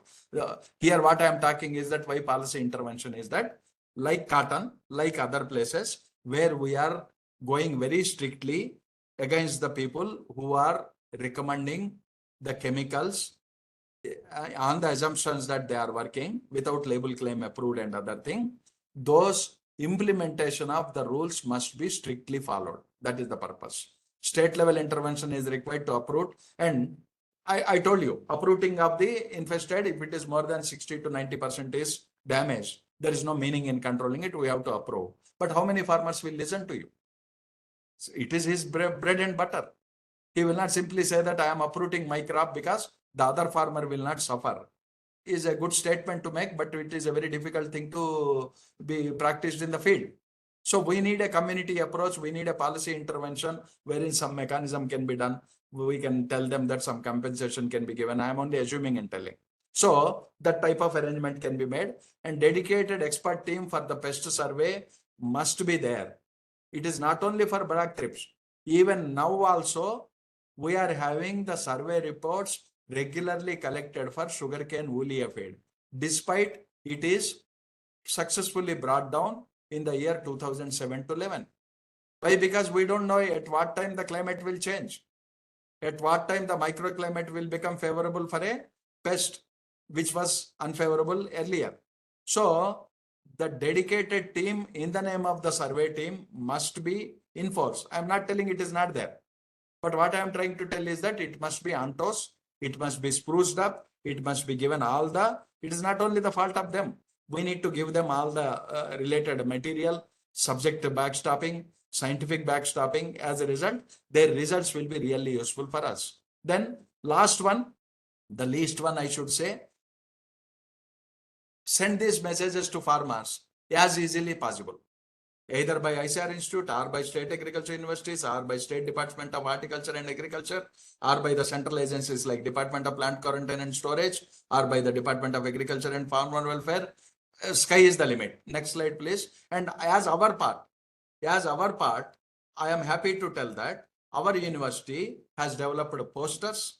Our university has developed videos also. I will show only the snapshot of that one. Now, overall status says, our experiences says, already I talked about it. If we identify the initial damage, if we identify and have the very good understanding about the bioecology, we understand the possible climatic changes occur. It will not be a difficult pest to control at all. As an entomologist, I am telling, we have seen the worst pest than this. We have seen the locust invading like an enemy army into the fields of the Maharashtra and standing at the border of the Telangana. We were worried to see that when it enters, we have nothing to do. It is something like cyclone. What you can do is the only damage control. You cannot stop the cyclone. Locust is like that, or locust was like that. And it happened, it gave that situation in the 2020 when it came up to Varda in Karsan area. But this is not that pest. We need not to really, we are confident. We have seen many of these pests like this, so we can control it. Next one, please. So, ultimate, what I wanted to tell is that with all this background, with all this, this one, we need to have all approaches put together and work together. Next one, Shekhar. So, just to show, I think these are the last two slides. In fact, I am very thankful to our university, like I am thankful to Extension Education Institute Director and Chandrasekhar and Preeti, that it is an opportunity for us to talk to you people. If Dr. Rahman has to talk about black thrips on his own, it would never have happened. That is why I told that it is not a very formality, thanks I gave it to them. It is one of the best opportunity they have given to me that we could reach. Likewise, our electronic wing of our university, they have prepared a poster wherein all the things which we talked about it are put it in a simple language, local language, and communicated to all the extension people through the special programs which our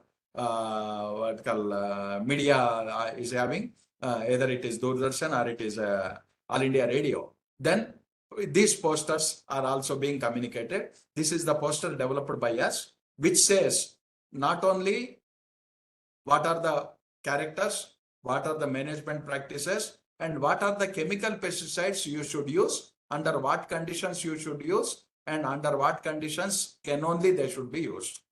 So this will go easy with the farmer. If we tell don't use chemical pesticide, you are the culprit, because of your excessive use of chemical pesticide only this problem has come. We are not solving their problem. We are telling the reason for their problem. That is immaterial now. No. So this type of media, next one please. And we organize lot of TV programs also. I'm not talking or I'm not doing the beating of drum from my side or our side. The issue is that taking out this type of extension messages to the farmers will certainly give the very positive effect. And in fact, this is the video developed by Electronic Wing, wherein we talked about all these things in a local language. And you will be surprised to know, in our Doordarshan, our local Doordarshan, we have every Wednesday, every Friday live program. And during 2021, 21 was not there, 22, 23, almost alternate month, we had a program of the Black Thrips aid where the live programs that farmer can tell about their problems. We will tell what they should do, either it is a short term or a long term and other thing. So these are some of the things. Without extension people, without Department of DPPQS people, without state agriculture universities and ICRs working together, coming together, this problem cannot be solved. But if I see it in a positive way, if we all work together, Black Thrips is not at all a pest to be worried about. I think these are some of the things which I wanted to point out. I think next slide is thank you slide, Shekhar. So these are the things. And in fact, I was feeling that since I am the only session, probably now I will be very happy if you come up, if you tell me what more can be done. If you tell me that you should not have done this thing also, very good, no problem. You can also tell that these are the areas where you are wrong, sir. This is a better way. You are helping us. You are not criticizing us, you are helping us. So with this background, I thank once again the organizers for giving me this opportunity, and I thank all the participants. I could not see all the participants on the screen, but I thank all the participants for their patient listening. Thank you very much. Thank you, sir. Sir, you are such a senior scientist with a lot of experience. Now, who can say that this should not have been done by you? That question do not arise at all. Madam, may I have a question, please?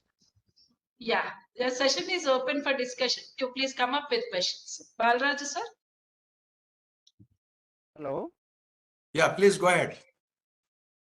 Sir, I am Balraj from Krishi Vignan Kendra, Yagantpalli, sir. Sir, we have been working with this natural enemies, especially Bavaria bassiana and Verticillium lecani, and also this Metrrhizium anisoplius, sir. And we are, we are giving all these things for so Last part of your question, I am unable to understand. You are giving this to?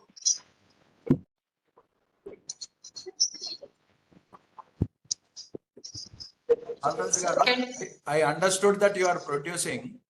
I didn't understand the last part. You are giving it to the farmer, something you told. yes, sir. Yes, sir. Yes, sir.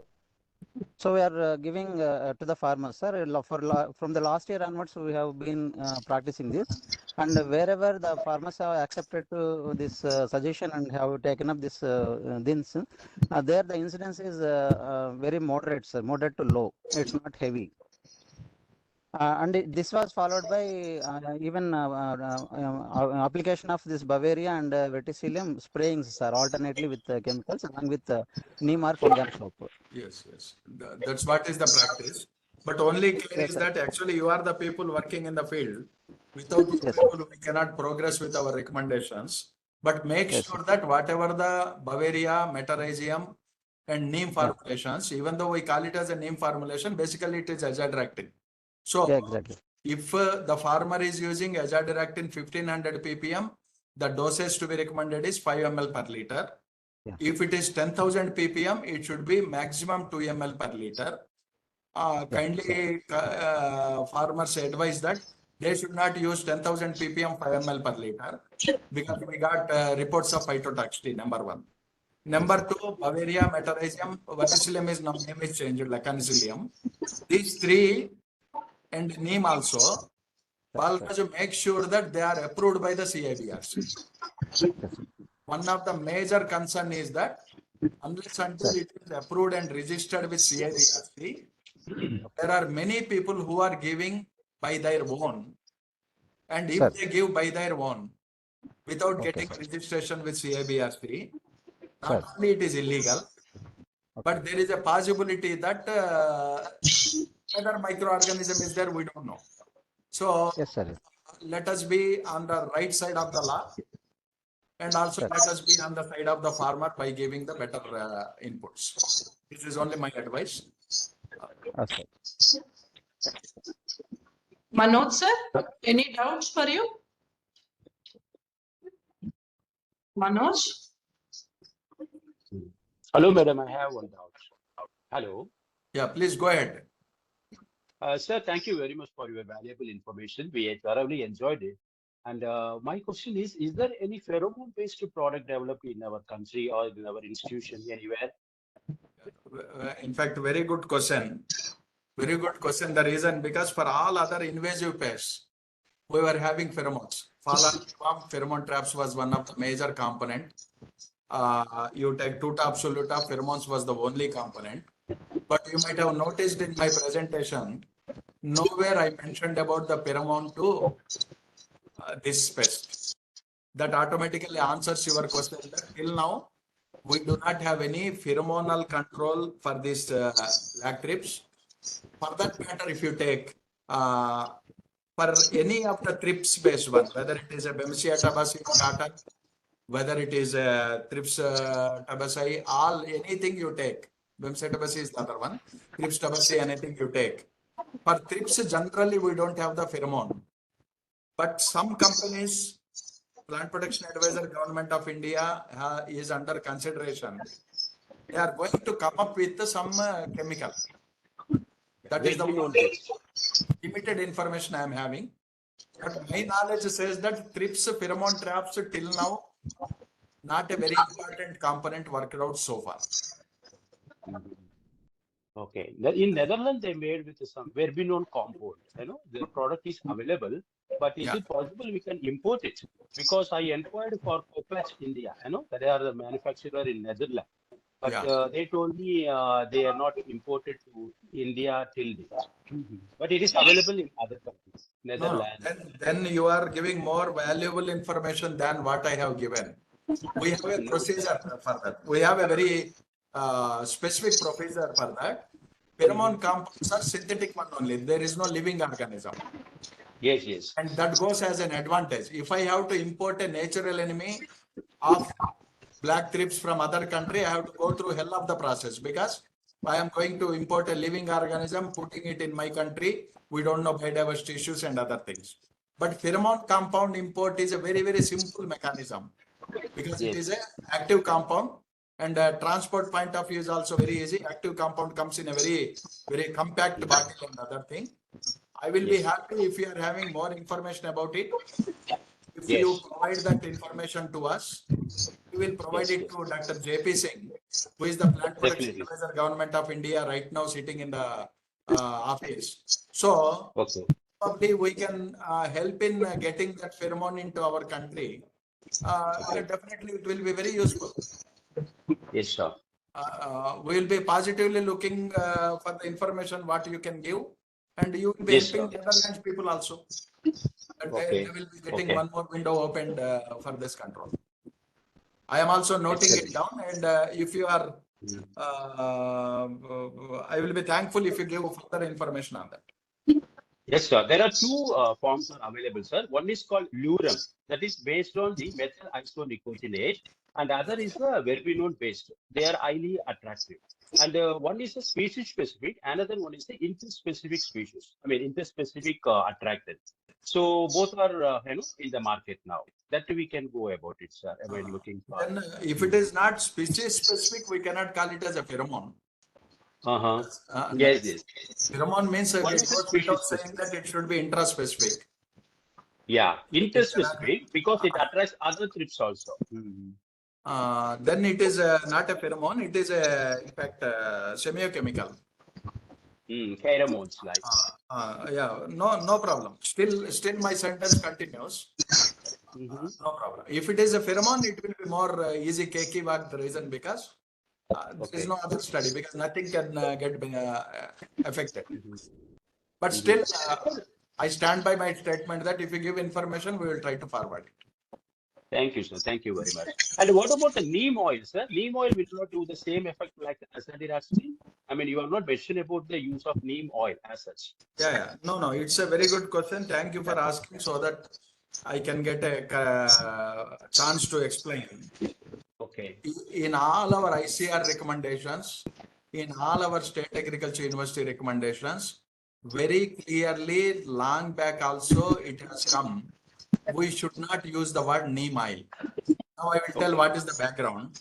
The background is, if I take neem oil, I am talking about more than 250 lemonides available in that extract. Yes. Many of them are germicidal. Like for example, you are taking neem-based toothpaste by paying more money, and you are feeling that all your germs in your mouth, which are there last night, are controlled. Yes. Now the question is, you don't know the mode of action. You don't know which lemonide is there. You don't know whether the nothing scientifically specific. Now, the reason why we don't want to call it as neem oil because, for example, in a class of 100 students, let us say lemonides are there. Azadirachtin is the most potential insecticide. among the limonides, azadirachtin is the one in the neem oil, which is found to be as the 90% potential having the insecticidal defined mode of action. And we have calculated the dose related studies. We have calculated the phytotoxicity studies. That is why I'm referring that don't go for the higher one. All these things. So if I am asked that to give the average IQ of your class, I will consider all the students. If I am asked that send me the best student of your class, I will send only azadirachtin. The reason because azadirachtin is the best student and the purpose required is the best student, not the average student. So all the neem formulations approved by the government of India are azadirachtin only. You never find any neem oil approved by the CIBRC. In azadirachtin, different concentrations. You have azadirachtin 300 ppm meant for the seed treatment. You have azadirachtin 1500 ppm generally meant for the field crops, 5 ml per liter. You have azadirachtin 10,000 ppm generally meant for the horticulture crops, 1 to 2 ml per liter. You do have azadirachtin 50,000 ppm also, which is by Coromandel, if I believe, and that is for the orchard crops. So neem oil is the very general word. I should not say, but it is a non-scientific word. That is the reason why we recommend only azadirachtin. I totally agree with you, sir. But I'm worried about the stability because it is easily inactivated in the sunlight and the farm field conditions, right? As that industry. Because most of the company produces whatever, it's very low quality and it is not at all stable. Yeah. Now I will answer that also. Actually, CIBRC, whatever the azadirachtin 10,000 ppm, all those ppm which I told is available in market. It is not only the azadirachtin. It is with the stabilizer. It is with the adjuvant. It is with the sticker. So the formulation technology has to play a very big role here. And with the formulation technology playing the big role only, the formulation will be approved. So the stability issue is taken care and the formulation is released on the basis of the stability only. So plus or minus will be there. I don't disagree that issues will be there, but issues will be lesser as compared to a general neem oil. Okay. This is what is the one I am talking from Government of India side rather than my personal opinion. You are right, sir. Actually, sir, in Baba Atomic Research Center, they developed one. The neem seed is powdered into a nano or micro scale, not going for any azadirachtin or not going for neem oil. But they are claiming that it is more stable and providing more efficacy when compared to asa and neem oil. Do you have any knowledge? No, I have a slight idea about it. I will not contradict their language also. It is stable. But the issue is, I want other participants also not to get confused with the neem oil or azadirachtin with that of the NSK. NSK is a totally different issue. Neem oil or azadirachtin is a different issue. Neem seed kernel extract in powder form is having the shelf life of 6 months or more. But you might have seen the recommendation. If I want to use neem seed kernel extract, only one night before I will soak it in water and I have to immediately spray. If whatever the limonides which are there in the neem seed powder gets leached into the water, they'll have the least shelf life. Within 2-3 hours you have to use, otherwise you have to throw it out. So maybe the bark's language is that, their language is that among the neem seed powder packets which they are having the most stable one is the meaning which I am drawing out of it. But telling that once the NSK is prepared in a liquid form, there is no question of stability. We don't call it as stability, it is shelf life. All limonides will get denatured if they are continuously in water for more than 2 to 3 hours.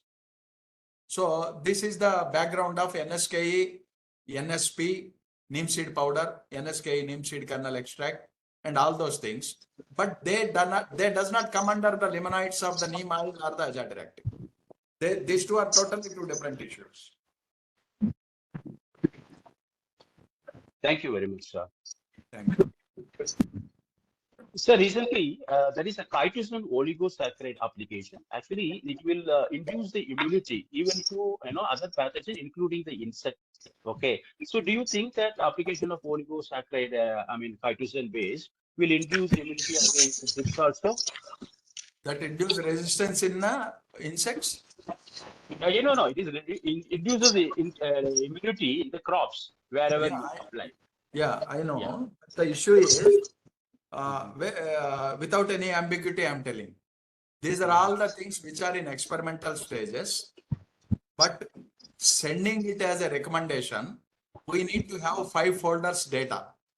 One is its efficacy, one is its safety, the third one is its shelf life, fourth one, it's container content compatibility also. You will be surprised to know not only the efficacy, not only the safety, not only the shelf life, in which packet you are going to pack and give, whether the packet is going to have any impact, either positive or negative on the content, which we technically call it as container content compatibility, CCC data.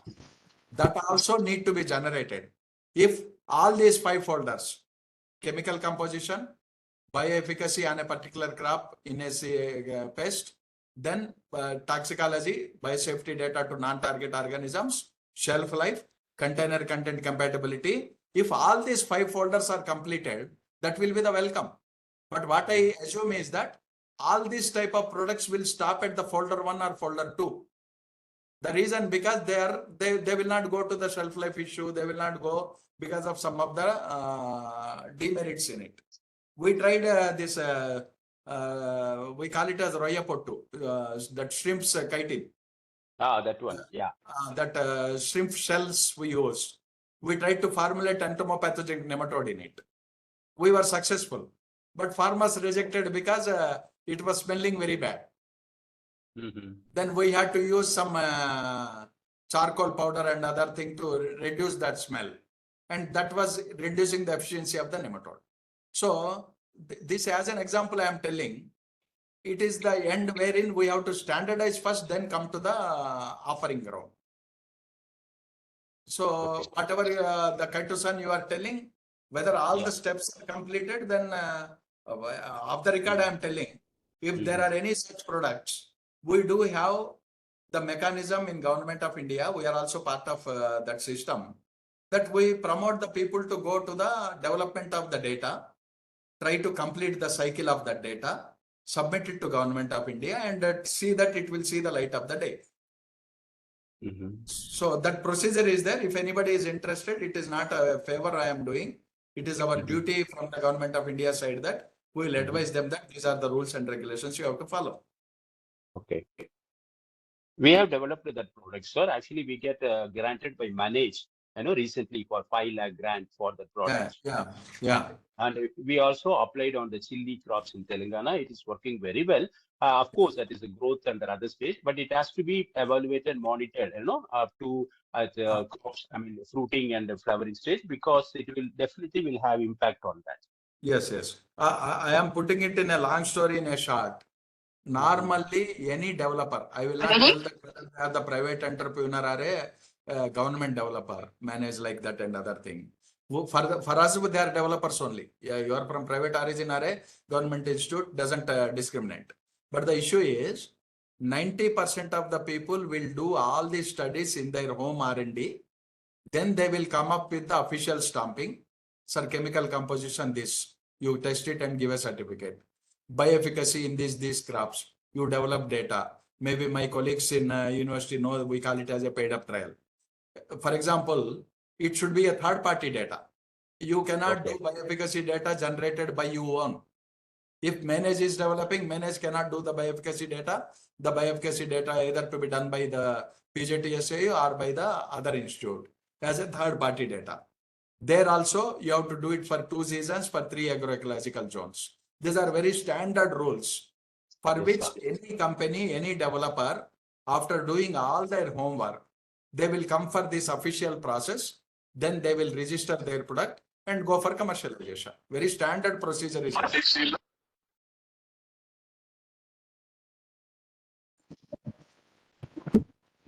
Any more questions? Thank you very much, Doctor. I enjoyed your replies, and it is very Thank you. scientific and informative. Thank you Thank very much.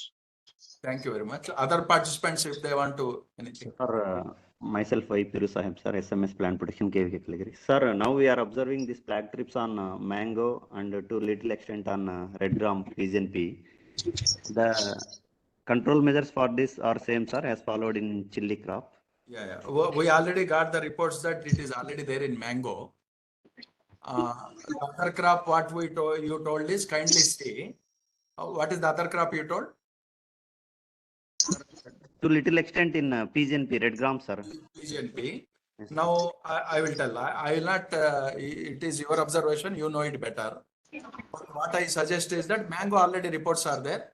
We are giving the same package for mango. And for your information, in mango, the package works much better than chili. Why? Because I told you repeatedly, insecticidal applications repeatedly being done in chili crop is the one of the reason for the flare-up. In mango, not that much frequent application, so better. That is one. Now coming to red gram and other thing, while accepting that it is there as per your observation, kindly see that any nearby chili area or mango area is there. Because many times what we could see is that the stray populations which are there in the main fields will come to the other areas also, but I am not contradicting it. We have seen in case of the fall armyworm. Fall armyworm was there in rice crop, sugarcane crop, chickpea crop, groundnut crop, but the issue is turmeric crop. But the issue is that wherever the fall armyworm we find in the other crops, nearby maize crop was there. So identification of the host range of the invasive pest is very, very useful area for farmer. I will encourage you to see that whether it is, and one more thing also you need to see, we call, now as an entomologist I am telling, we call an insect as a pest when it is capable of completing its life cycle on that crop. If it is not, if it is found only for the purpose of damaging, it is not a pest. The definition of the pest is that whatever the damage it causes, no problem. But if it is capable of completing its life cycle, going for the second generation, then it will get the designation of the pest. So in red gram, you please see whether you can conduct some study if you are having the facility, or you can give it to any local unit. Whether it is capable of completing its life cycle in red gram is one point. See that whether any stray population came. If you are sure that it is completing and there is no stray population, I agree with your recommendation and other things. But the answer, whether this package will apply for equally for PGNP, my answer is no. No, the reason because PGNP is a totally a rain-fed crop. So giving 2 additional irrigation recommendation will never work. There is no irrigation for that. So we need to have a separate package of practices. If at all you come up with a bad news that it is affecting the red gram also. Mango, I agree. Am I clear? Oh, okay, sir. Thank you, sir. Sir, one small submission, sir. Yeah. If we want to place as OFT or FLD, we'll conduct in KV case. In Yeah. mango, to control black thrips, we Yeah. need literature of this management practice for I black think thrips. my colleagues in EI knows it better. If you want to conduct it as OFT or FLD, proven package you have to take. You take the package which is proven by Government of India, and you take the package and test it. Am I right, our extension people? Yes, sir. Correct. Yeah, because proven package is there. We want people to Yes. take it, and you want to take it. It is a win-win situation for both of us. You can plan it, no problem. Sir, can I have one more Can you, question, sir? sir, myself Muthu Kumar, sir. Yeah, please tell. Any correlation between rainfall and black thrips population, sir? Yes.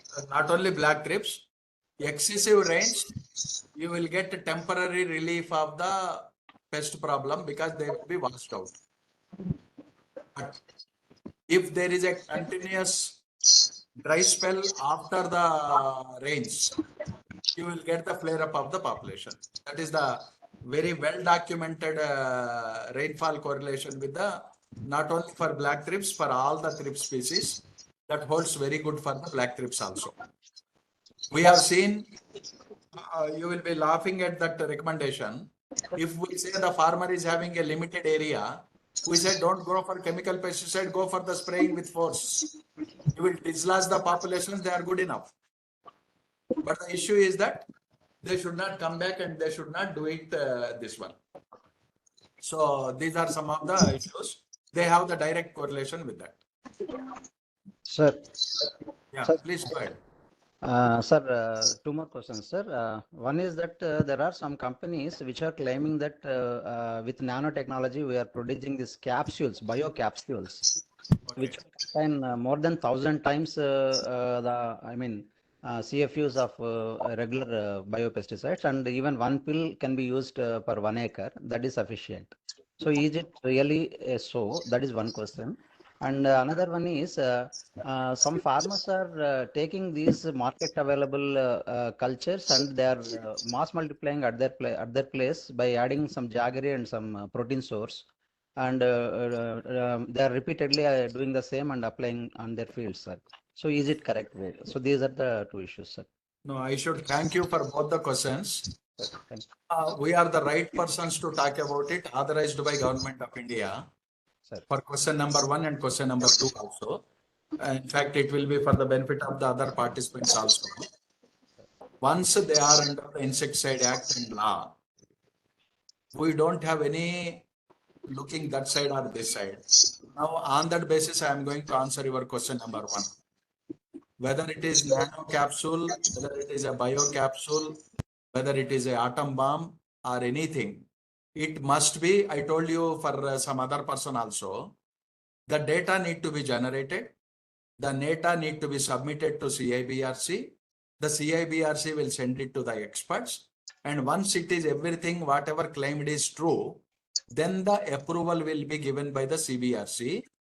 Without getting the approval from CIBRC, because it is working, because I have tested that it is working, because farmers are happy with that my product, if I can sell, it is something like Robin Hood working in a country.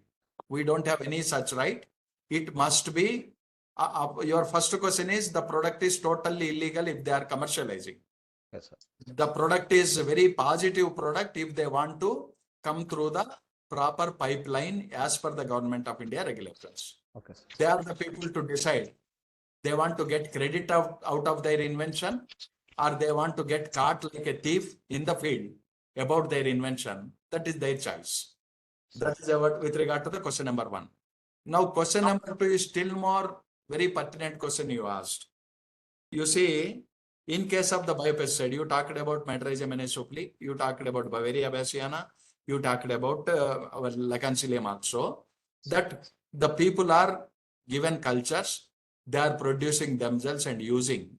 You go to the Insecticide Act, you see all these are under the Act, and under that, under clause number 9.3, it is written there that the unit where they are being produced, whether it is a small scale unit, whether it is a home unit, whether it is a large scale multinational unit, one of the requirements, they have 4 requirements: manpower requirement, mandatory; space, mandatory; equipment for mass production, mandatory; equipment for domestic quality checkup, mandatory. Now, I will not go into all those details. Whoever are interested, we can have, even EI can have a separate session on that.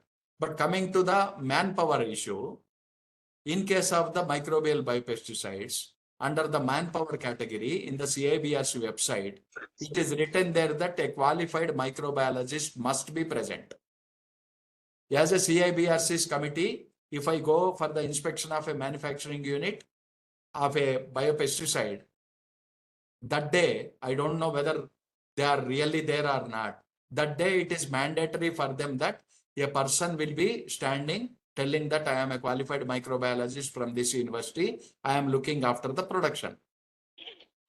Absolutely, without any ambiguity, the people without having the qualified microbiology. Like, for example, microbiologist is not there.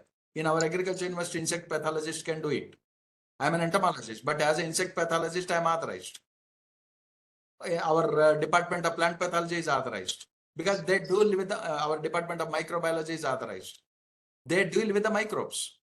But a person who doesn't have the basic knowledge about the microbes doesn't have any right to develop, use, and sell, even to give free of cost to the other people.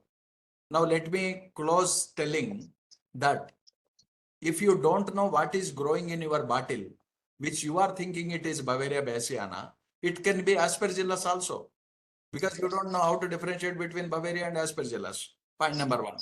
Point number two, if you are too unlucky, there might be unfortunately growing some human pathogenic microorganism, which we don't know. Then the applicator's safety is more dangerous than a chemical pesticide. He will be suffering with the microbial diseases.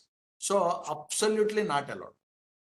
And in fact, we have cautioned the NIPHM also that NIPHM was giving cultures, people were producing under the Traceability Act, traceability section of the Biodiversity Act. If somebody produced locally a biopesticide with microbial organism, not only that he is under law, the persons or the institute which has given the inoculum culture to them, they are also equally under law. We cannot give the culture to the farmer telling that you do whatever you want. We have to take a MTA, material transfer agreement, telling that they have a qualified microbiologist, they are going to use it under their supervision, then only under signature we give. So once we are following all these rules, it goes without saying that both your questions are against the law. Okay. Am I clear? Yes, sir. Yes, sir. Thank you, sir.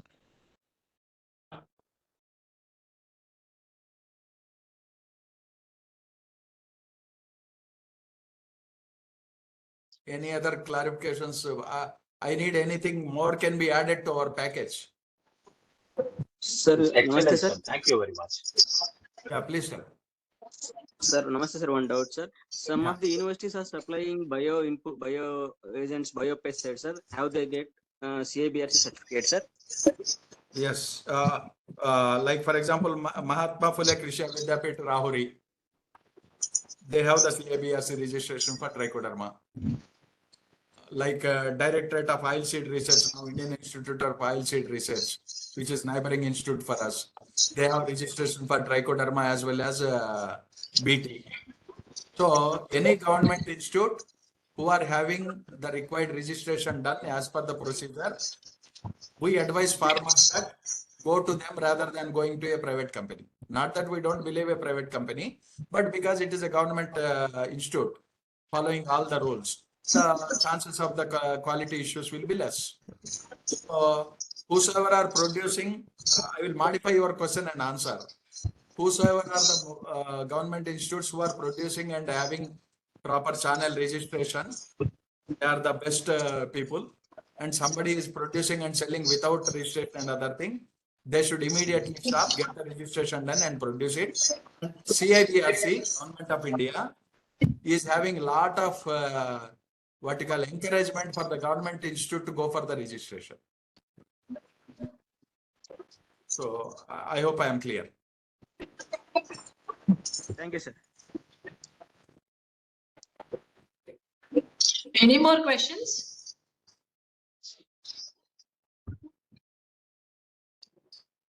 So if everyone is satisfied, shall we close the webinar? Because it is already lunchtime. Rahman ma'am. sir, some Madam, of the PPT share it, participants madam. are asking for your PPT, PowerPoint You can presentation. share, madam. I think it is there in your mail only. They only operated. Okay, right. You can absolutely share, madam. It is a public property. Okay. Right. Doctor, can we contact Please you share it through mails, email? madam. Doctor, can we contact you through email? Yeah, why not? My mail ID and phone number also. I will Maybe leave it with the organizer, or shall I tell it? Yeah, please. 98484 Yes. 21791. I will repeat it. 98484 21791. 791. Excellent, sir. This is my Excellent. phone number. Thank you very much.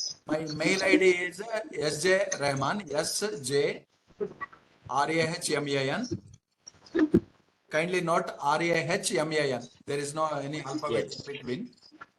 1964. That's my secret of age.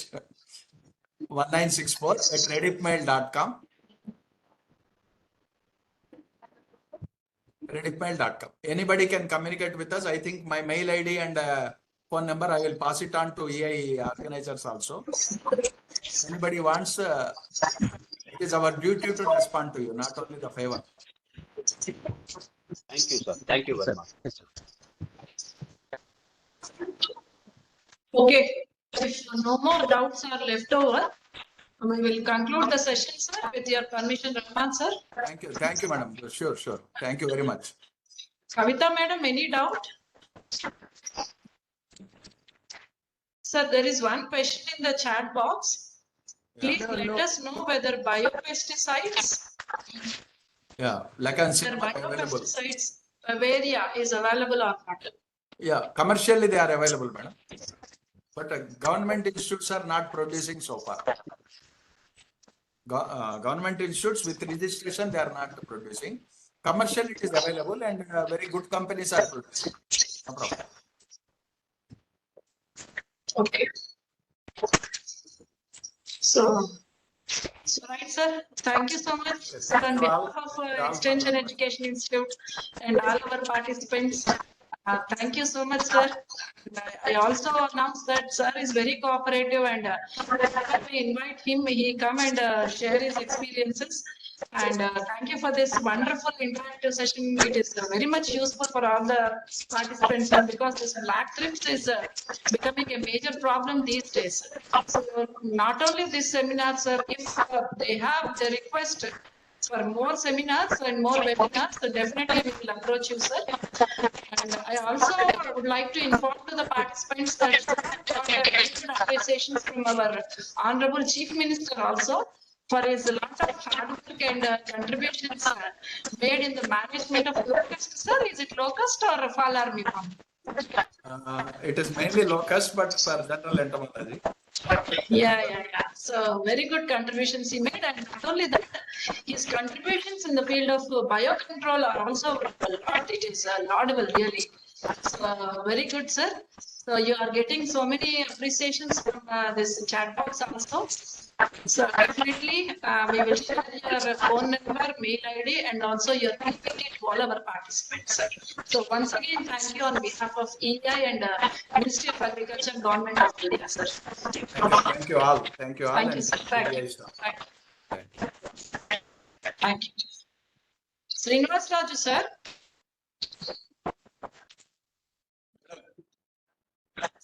Srinivas Raju, sir. Madam. Sir ఇప్పుడు sir PPT ఉంటే ఇప్పుడే share చేసేయచ్చు కదా ఈ chat లో చేస్తాను ఎవరైనా కావాలంటే డౌన్లోడ్ చాట్ లో చేస్తారు సార్ డౌన్లోడ్ చేసుకోవచ్చా దీని నుండి madam chat box so sir mail ID phone number is already here but mail ID and PPT also Raju sir, you can please share in this chat box before we close this. Otherwise, if we want to communicate this again, we have to post the PPT for all the mail IDs again. అవును madam ఇక్కడ chat లో పెట్టేద్దాం కావాలన్నా all our mail ID chat box madam. So friends, it is his PPT is posted in the chat box. All of you kindly copy that before you exit.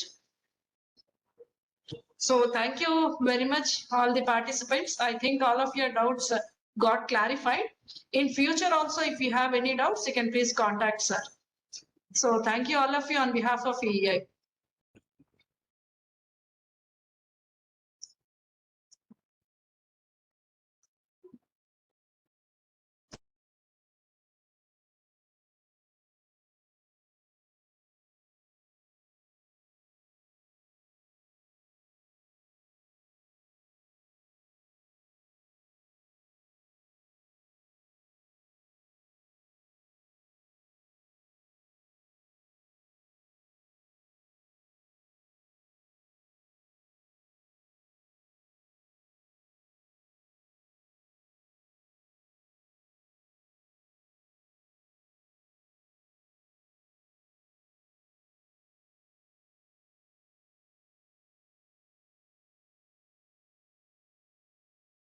Madam, Google Drive link has been posted, madam, in the chat box.